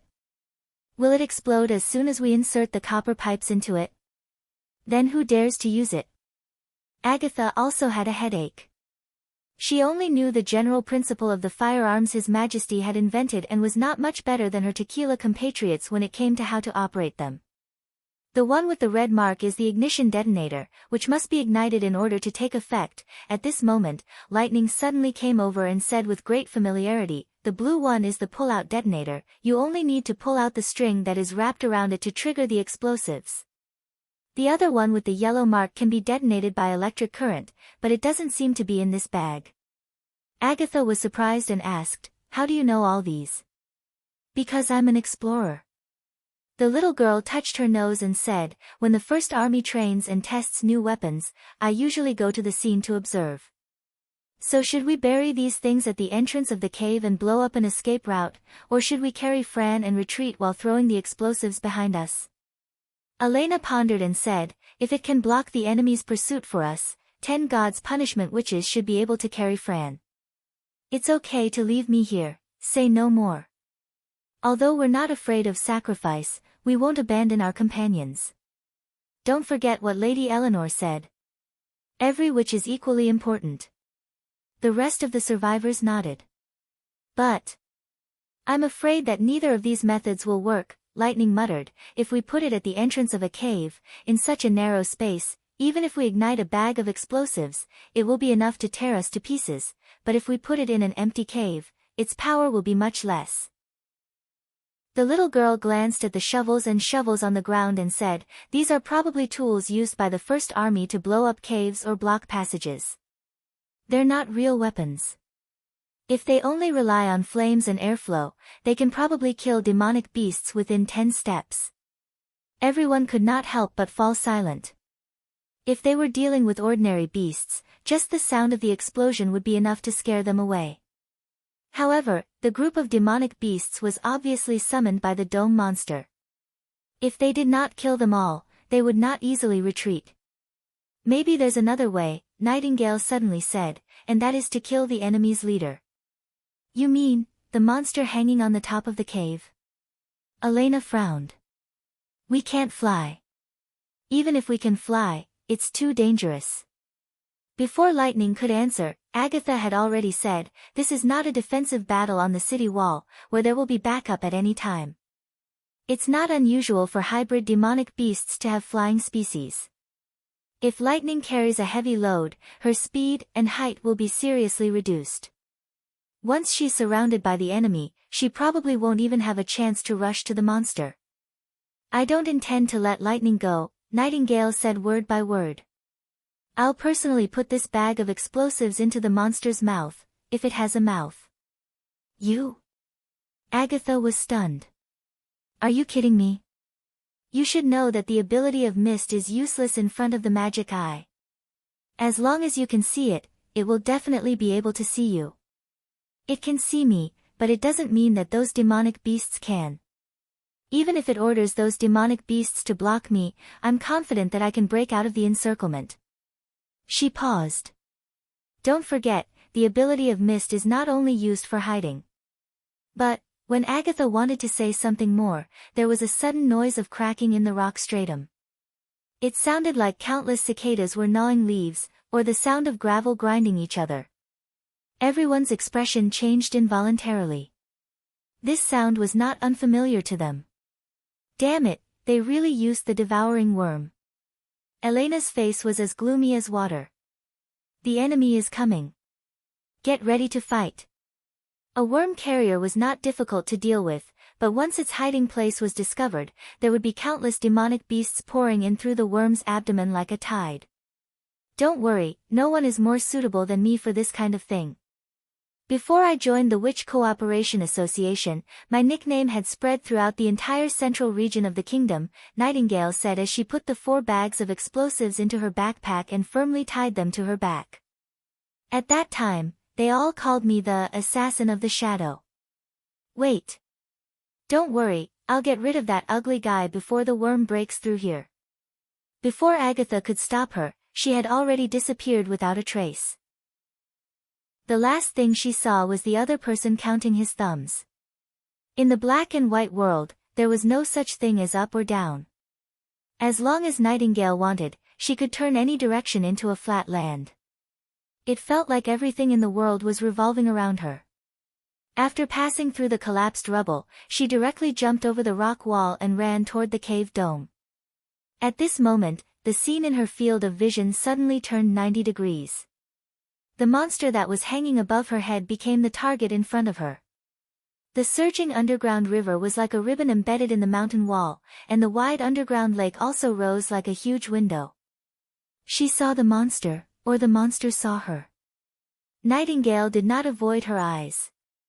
She stared at the star-like eyes and accelerated. The light emitted by the huge magic cyclone was like a crimson moon, overshadowing the dense spiritual light in the surroundings. This is definitely not a hybrid demonic beast, she thought. In the face of this vast magic power, even Anna could not compare to it. For a moment, Nightingale felt that her consciousness was connected with the thoughts of the monster. It was an indescribable sense of chaos, completely unable to be explained in words. But there was no doubt that whether it was the monster or herself, they both showed naked killing intent to each other. Her lips parted in a grin. The monster also raised its tentacles. Chapter 8:14. Nightingale found that she had guessed correctly. Most of the hybrids were unable to determine her position directly, and there were even fewer that could climb the rock wall to intercept her. Although the flying species that swooped down from the air were quite powerful, they were like arrows that had lost their aim. As long as they maintained their movement, it was difficult to pose enough of a threat to her. The only ones that could see her were the exotic beasts with their scythe-like front claws. They twisted their strong bodies, and the many auxiliary legs on their abdomens pierced into the rocks like nails, allowing them to move freely on the rock wall. Instructed by the monsters, they gathered at the top of the cave, blocking her from the demon eyes of vigilance. These enemies were undoubtedly the first obstacle she had to break through. The vast dome had become Nightingale's battlefield. It had been a long time since she had experienced such a feeling of fighting alone. She used to walk alone under the night sky, taking revenge on the evil nobles. It was not until Vendi found the whereabouts of the Witch Cooperation Association that she was able to escape that kind of life. But the feeling now was completely different from when she was in Silver City. Alone as she was, she did not feel the slightest weariness or resentment. She had not been forced or threatened, but had stepped into this dangerous contest of her own volition.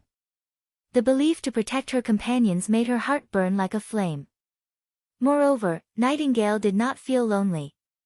She wore a protective suit specially made by Soroya, and her backpack was filled with explosives produced by Agatha. The gun at her waist was personally designed by Roland, and there was a gift engraved on it, to Veronica. All of these made her feel that she was with everyone. As her thoughts churned, the distance between the two sides continued to shorten. The enemies gradually completed the encirclement, and pressed towards her with their scythes. There were a total of 16. Nightingale pulled out her pistol and pulled the safety. When the beast at the front was only a few steps away from her, she broke out of the fog and pulled the trigger at the same time. The other party also pounced at the same time. Its powerful tail and auxiliary legs gave it an extremely terrifying explosive speed. This attack was like a predator pouncing on its prey, and it was completed almost in the blink of an eye. It was not so much that the bullet hit it, but rather that it collided with the bullet. Even if it was hit, the remaining force could seriously injure Nightingale.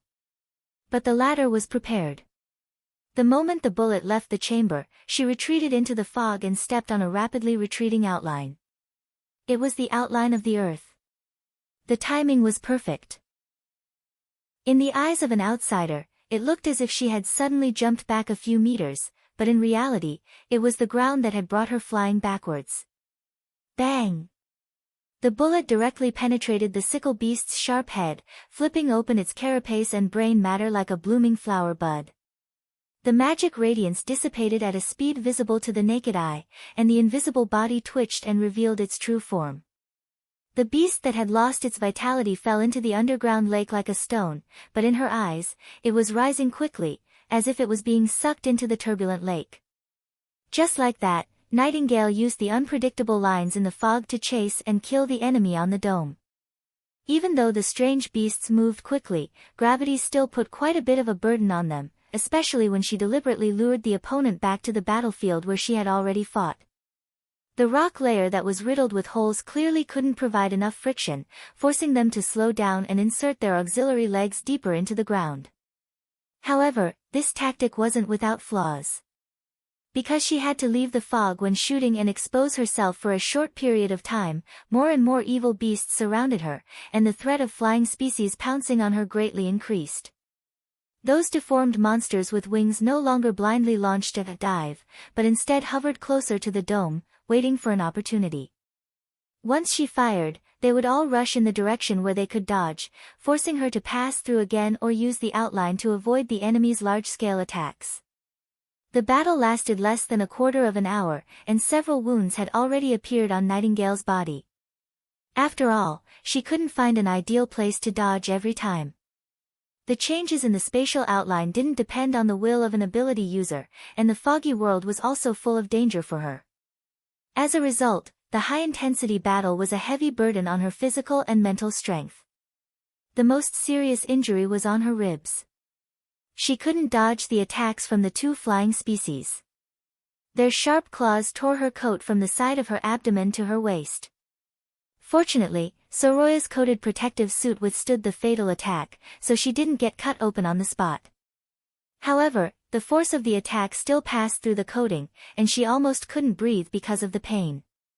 It took her a while to recover her breath. The fact that the manic-demonic hybrids didn't bite each other and instead cooperated with each other to launch fierce and rapid attacks showed that they were obviously under the command of the multi-eyed demon. This made Nightingale even more determined to destroy it. Although she didn't know why it hid in the Great Snow Mountain instead of looking for trouble in Neverwinter, once the demonic beasts had a unified leader, it would definitely be a great threat to His Majesty in the future. After all 10 rounds of bullets were used up, there were only 4 sickle exotic beasts left. Apart from the one that was killed by a single shot, the other 2 fell into the chaotic battle. Judging from the swirling currents on the lake's surface, there was basically no chance of them climbing out after falling in. Besieged by the demonic beasts, Nightingale didn't have time to change the cartridge, nor did she intend to do so. She put the pistol back to her waist, and when a wave of demonic hybrids swarmed toward her, she jumped behind an invisible beast and reached out to pull it into the mist world. When the scene in her field of vision suddenly became black and white, the enemy was obviously a little stunned. Magic power spread from Nightingale's fingertips, dragging a series of enemies that bumped into her into the mist. As the number of demonic beasts increased, her magic power consumption instantly exceeded the critical value and began to decrease rapidly. At this moment, among the countless lines that formed the dome, one of them curled up and flew toward her.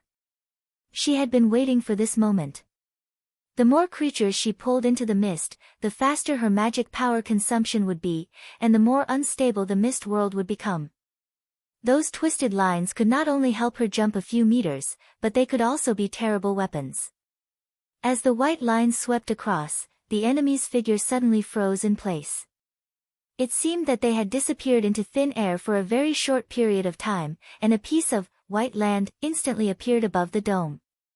But when they reappeared, the scene had become very strange.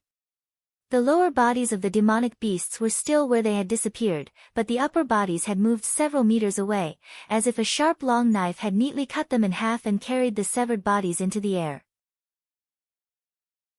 Chapter 8:15. Nightingale's vision suddenly widened. The other demonic beasts hesitated after witnessing this shocking scene. They no longer blocked her way like before. Instead, they growled and stood still as if they were afraid of her. These hybrids felt fear. The monster hanging on the top of the cave waved its tentacles and roared furiously. However, its urging had little effect. The only sickle monster that obeyed its command was no longer able to do what it wanted. With only 3 of them left, they could no longer pose a threat to Nightingale. The tight defense line had now become fragmented. No enemy could stop her anymore.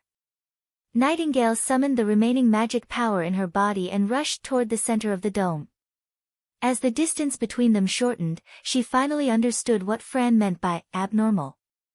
Rather than calling it a creature, it was better to say that it was a pile of exposed organs. It had no skin, no muscle tissue, and its intestines, tentacles, and unnamed organs were stacked layer by layer. It looked ferocious and terrifying. Obviously, it was impossible to throw the explosives into the monster's mouth. Nightingale looked at a wriggling meat sack. Although she did not know whether it was a fatal organ of the monster, its position was at least much deeper than the intestines. Moreover, it was flowing with magic power.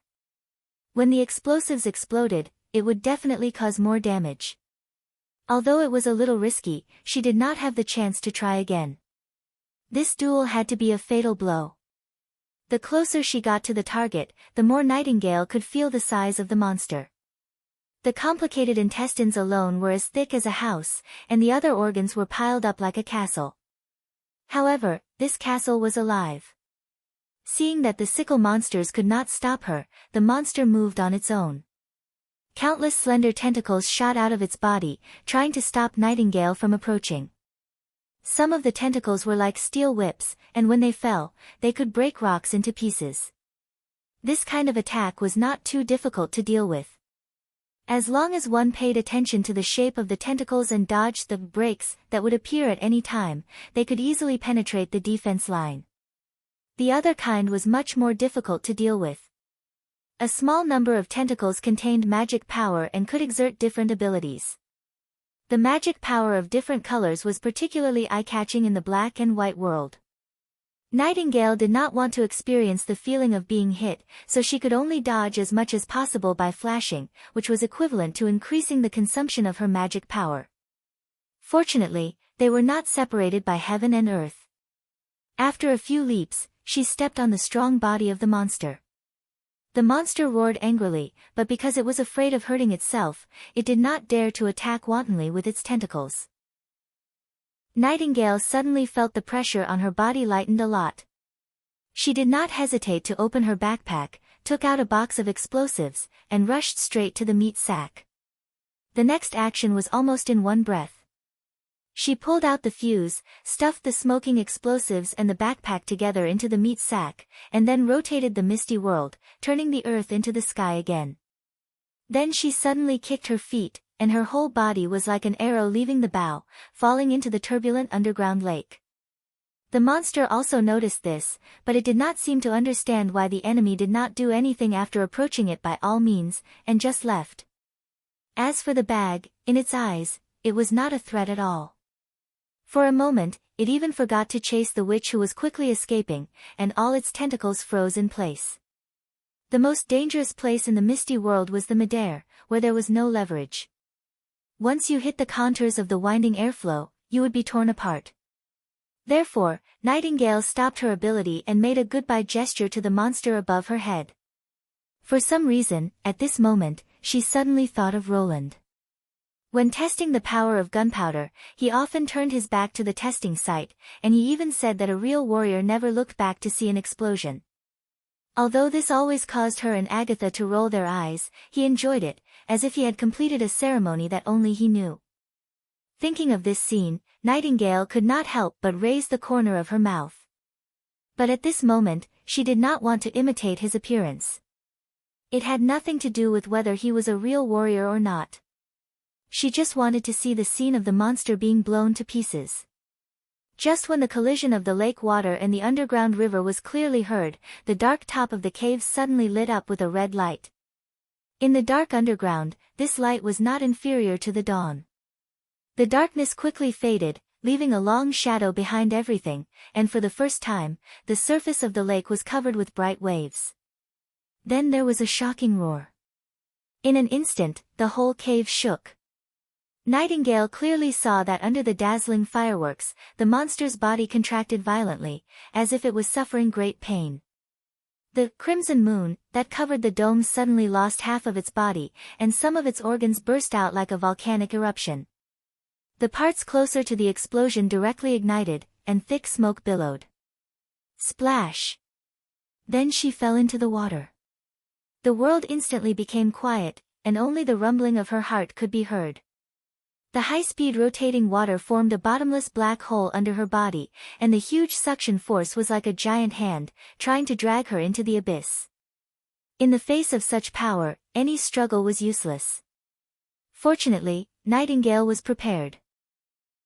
She released the last bit of magic, summoned the fog again, and then with the help of the hovering white lines, jumped out of the water as if climbing a staircase. At this point, the magic power in her body had been completely consumed, and the side effects of overusing her ability began to appear. Severe throbbing pain and dizziness rushed to her brain, and her limbs could not stop trembling, making her almost unable to control her body. Struggling to climb to the shore, Nightingale did not even have the strength to move. Before her consciousness dissipated, she saw a worm break out of the wall, and then a golden figure rushed toward her. Nightingale. Is she okay? Fran asked worriedly. Not a big deal. She just used up her magic power. Agatha roughly examined her and handed her to the gods' punishment witches. You guys carry her, and we'll leave this place as soon as possible. After Nightingale insisted on leaving, they decided that as soon as the explosion sounded, they would rush out to meet her no matter what, in case she was trapped alone. For this reason, all the food was stuffed into Fran's stomach. Although they could not guarantee that she would be able to dig a way out, at least she could crawl with them to the designated campsite. However, the explosion was surprisingly effective. After the explosion, not only did the worm carrier stop moving, but the other demonic beasts also followed it and fled. Leave it to me. Elena took over the unconscious Nightingale. After this battle, the tequila survivors obviously had more respect for this blonde witch. Don't you want to give it a few more blows?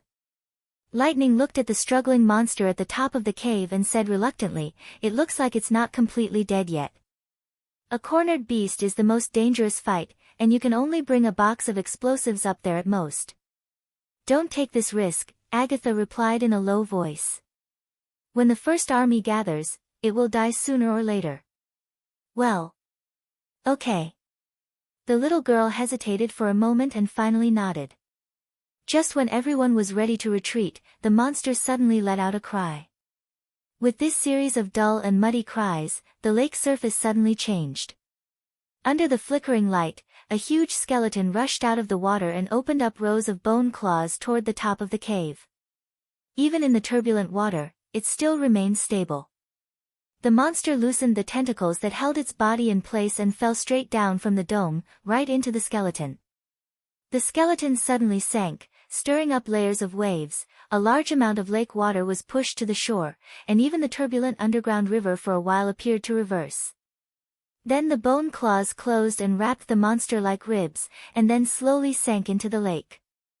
The moment the burning flames on its body came into contact with the water surface, billowing white smoke rose, emitting a pungent burning smell. The moment it disappeared, everyone saw the densely packed eyes on its body. Even though half of them had disappeared, the remaining eyes did not conceal the intense hatred that was revealed. Chapter 8:16. The demonic beasts ran away. They all ran away. Cheers rang out in the camp. The demonic beasts that had gathered at the entrance of the passage dispersed like a tide, leaving only piles of corpses. The machine gunner released the trigger only to find that his thumb joints were numb from the shock, and the barrel that had not been replaced in time was faintly glowing dark red. According to the shooting regulations, it was obviously scrapped. They look scary, but they're not that good in a fight. They're not as scary as the church's God's punishment army. They're just a group of beasts after all. What nonsense are you talking about, beasts? You take a hunting bow and compete with them? 3 years ago, these beasts stirred up the entire western region. It was His Majesty who changed everything, understand? Yes, yes, Captain. If you have time to celebrate, change the barrel first. Really? Edith stood at the rear of the camp, looking at the busy but orderly soldiers of the First Army with a thoughtful look. Since she followed Roland's army to participate in Operation Tooth Extraction and the Church's resistance, she had been thinking about how to exert the maximum power of firearms if she was in command. There was no doubt that this was a brand new army, completely different from the Knight Regiment and the Mercenary Regiment. It was not easy to forget the glorious experience of leading a charge and relying on excellent weapons and individual bravery to achieve victory. However, when she realized that the Knight Regiment could not compete with the new army, she resolutely abandoned the part of experience that she was good at and turned to carefully observe His Majesty's every move. After today's actual combat verification, she found that her thinking was basically correct. The most remarkable feature of firearms was that they could kill the enemy at a very high efficiency in places that the enemy could not reach, and did not have to consider the problems of distance and physical exhaustion. Therefore, the narrower the shooting range, the more concentrated the firepower. As long as the supply could keep up, they could fight from morning to night without stopping. The front line, which was only enough for 3 or 4 Knight regiments to charge side by side, was crammed with 2 squads of soldiers. The arrangement of 3 machine guns was not because they could not fit more, but because they were limited by the number of machine guns and bullets. Even so, the fierce firepower made it difficult for the hybrids to move forward. They did not need to aim, nor did they need to use physical strength, they only needed to pull the trigger. When the enemies were too densely packed, she even saw a thick mist of blood rise from the entrance of the cave. If His Majesty was in charge, he probably wouldn't be able to do a better job. The only thing she couldn't fathom was the demonic beast's actions. Obviously, some of the enemies had basic intelligence. When they saw that it was difficult to break into the cave, many demonic hybrids began to linger outside the cave. Occasionally, they would call out, but they did not move forward. It was as if they were encouraging other demonic beasts to die. But if they had the ability to think, why would they obey the instructions of the strange cry? Demonic beasts, on the other hand, did not need to maintain such a relationship. As long as they escaped into the barbarian lands, they could live on their own, unlike humans, who were unable to live apart from their group. Could it be that there was some kind of connection between the demonic beast and the owner of the voice that she couldn't understand, and that this connection was even above survival? It was hard for her to imagine this. Maybe after the exploration, I'll ask His Majesty Roland for his opinion, Edith thought. Now in Neverwinter, only His Majesty could surprise her, or in other words, make her unfathomable. This kind of unfathomable did not refer to his character, but to his thoughts. Every time she talked with him, she could not help thinking about how broad a person's mind could be. Miss Edith, you've really helped me a lot this time. Brian's voice interrupted her thoughts. She turned around and saw that the young officer's face was full of gratitude. When I do the post-war report, I'll definitely report your merits to His Majesty. It's just what I should do. Edith smiled. And I wasn't sure it would work at that time, so you didn't have to mention my suggestion in the report. How can I do that? Brian shook his head repeatedly. His Majesty said that the army is a place that only cares about the results, not the process. A victory is a victory. If I hide your merits because of this, I'll be no different from a thief, and it'll be unfair to you. All right. The Pearl of the Northern Region shrugged. If you insist. Of course. At this point, he paused for a moment, then stood up straight and saluted. In addition, I now understand what you meant by trust. The First Army appreciates your suggestion, but I still have a lot of things to do. Please excuse me. Looking at the back of the gun battalion commander, Edith suddenly understood why His Majesty chose a patrol captain of the border post to serve in the army. Merits were the basis for Knight to ask for rewards from the Lord, and it was also the last thing that His Majesty wanted to share with others. As for forgery and lying, there were countless examples, and even her trusted subordinates could not prevent it. Although the details of the First Army were different, in general, promotions and rewards were still linked to merits. Moreover, she was not a member of the army, and even if the other side completely concealed this matter, she could not take the initiative to argue with His Majesty. Just for the sake of being fair, he could share the benefits that he could easily reap with others. In fact, this former patrol captain was already more like a knight than most knights. Loyal to His Majesty and upright, that was probably the reason why Roland had entrusted him with such an important task. His commanding ability and knowledge could be cultivated, but it was difficult to change his character. Edith had long noticed this. The spirit and momentum of His Majesty's First Army were completely different from those of the knights in the past, and could be said to be completely new. Perhaps the key to forging this army was to give up the power of the nobles and only choose the civilians to join the army, coupled with the ideological education mixed in the primary textbooks. And now, she had left her name in the army. Half a day later, Roland received the news that the situation had been alleviated. At this time, the urgent 100 reinforcement troops had boarded the ship and set off, and more reinforcements were also packing up and waiting for the departure order. Even the newcomers of the Witch Union, Annie, Broken Sword, and the others were ready to support. From City Hall to the First Army, the whole of Neverwinter was on guard, more nervous than when they were attacked by demonic beasts, but in the end, it was a false alarm. The messenger was still Maggie. Looking at the latter's raised head and slightly open mouth, Roland did not know whether to laugh or cry. He took out some beef strips from the drawer and sprinkled them on the table, and the latter immediately pecked them happily. You're tuning in to the Blissful Bookshelf YouTube channel. We're so grateful for your support, and don't forget to subscribe to join us on this incredible journey through captivating stories. Your generosity through donations truly makes a world of difference, as it's the primary source of revenue that allows me to expand and enhance this channel for you. Thank you from the bottom of my heart for being a part of this adventure.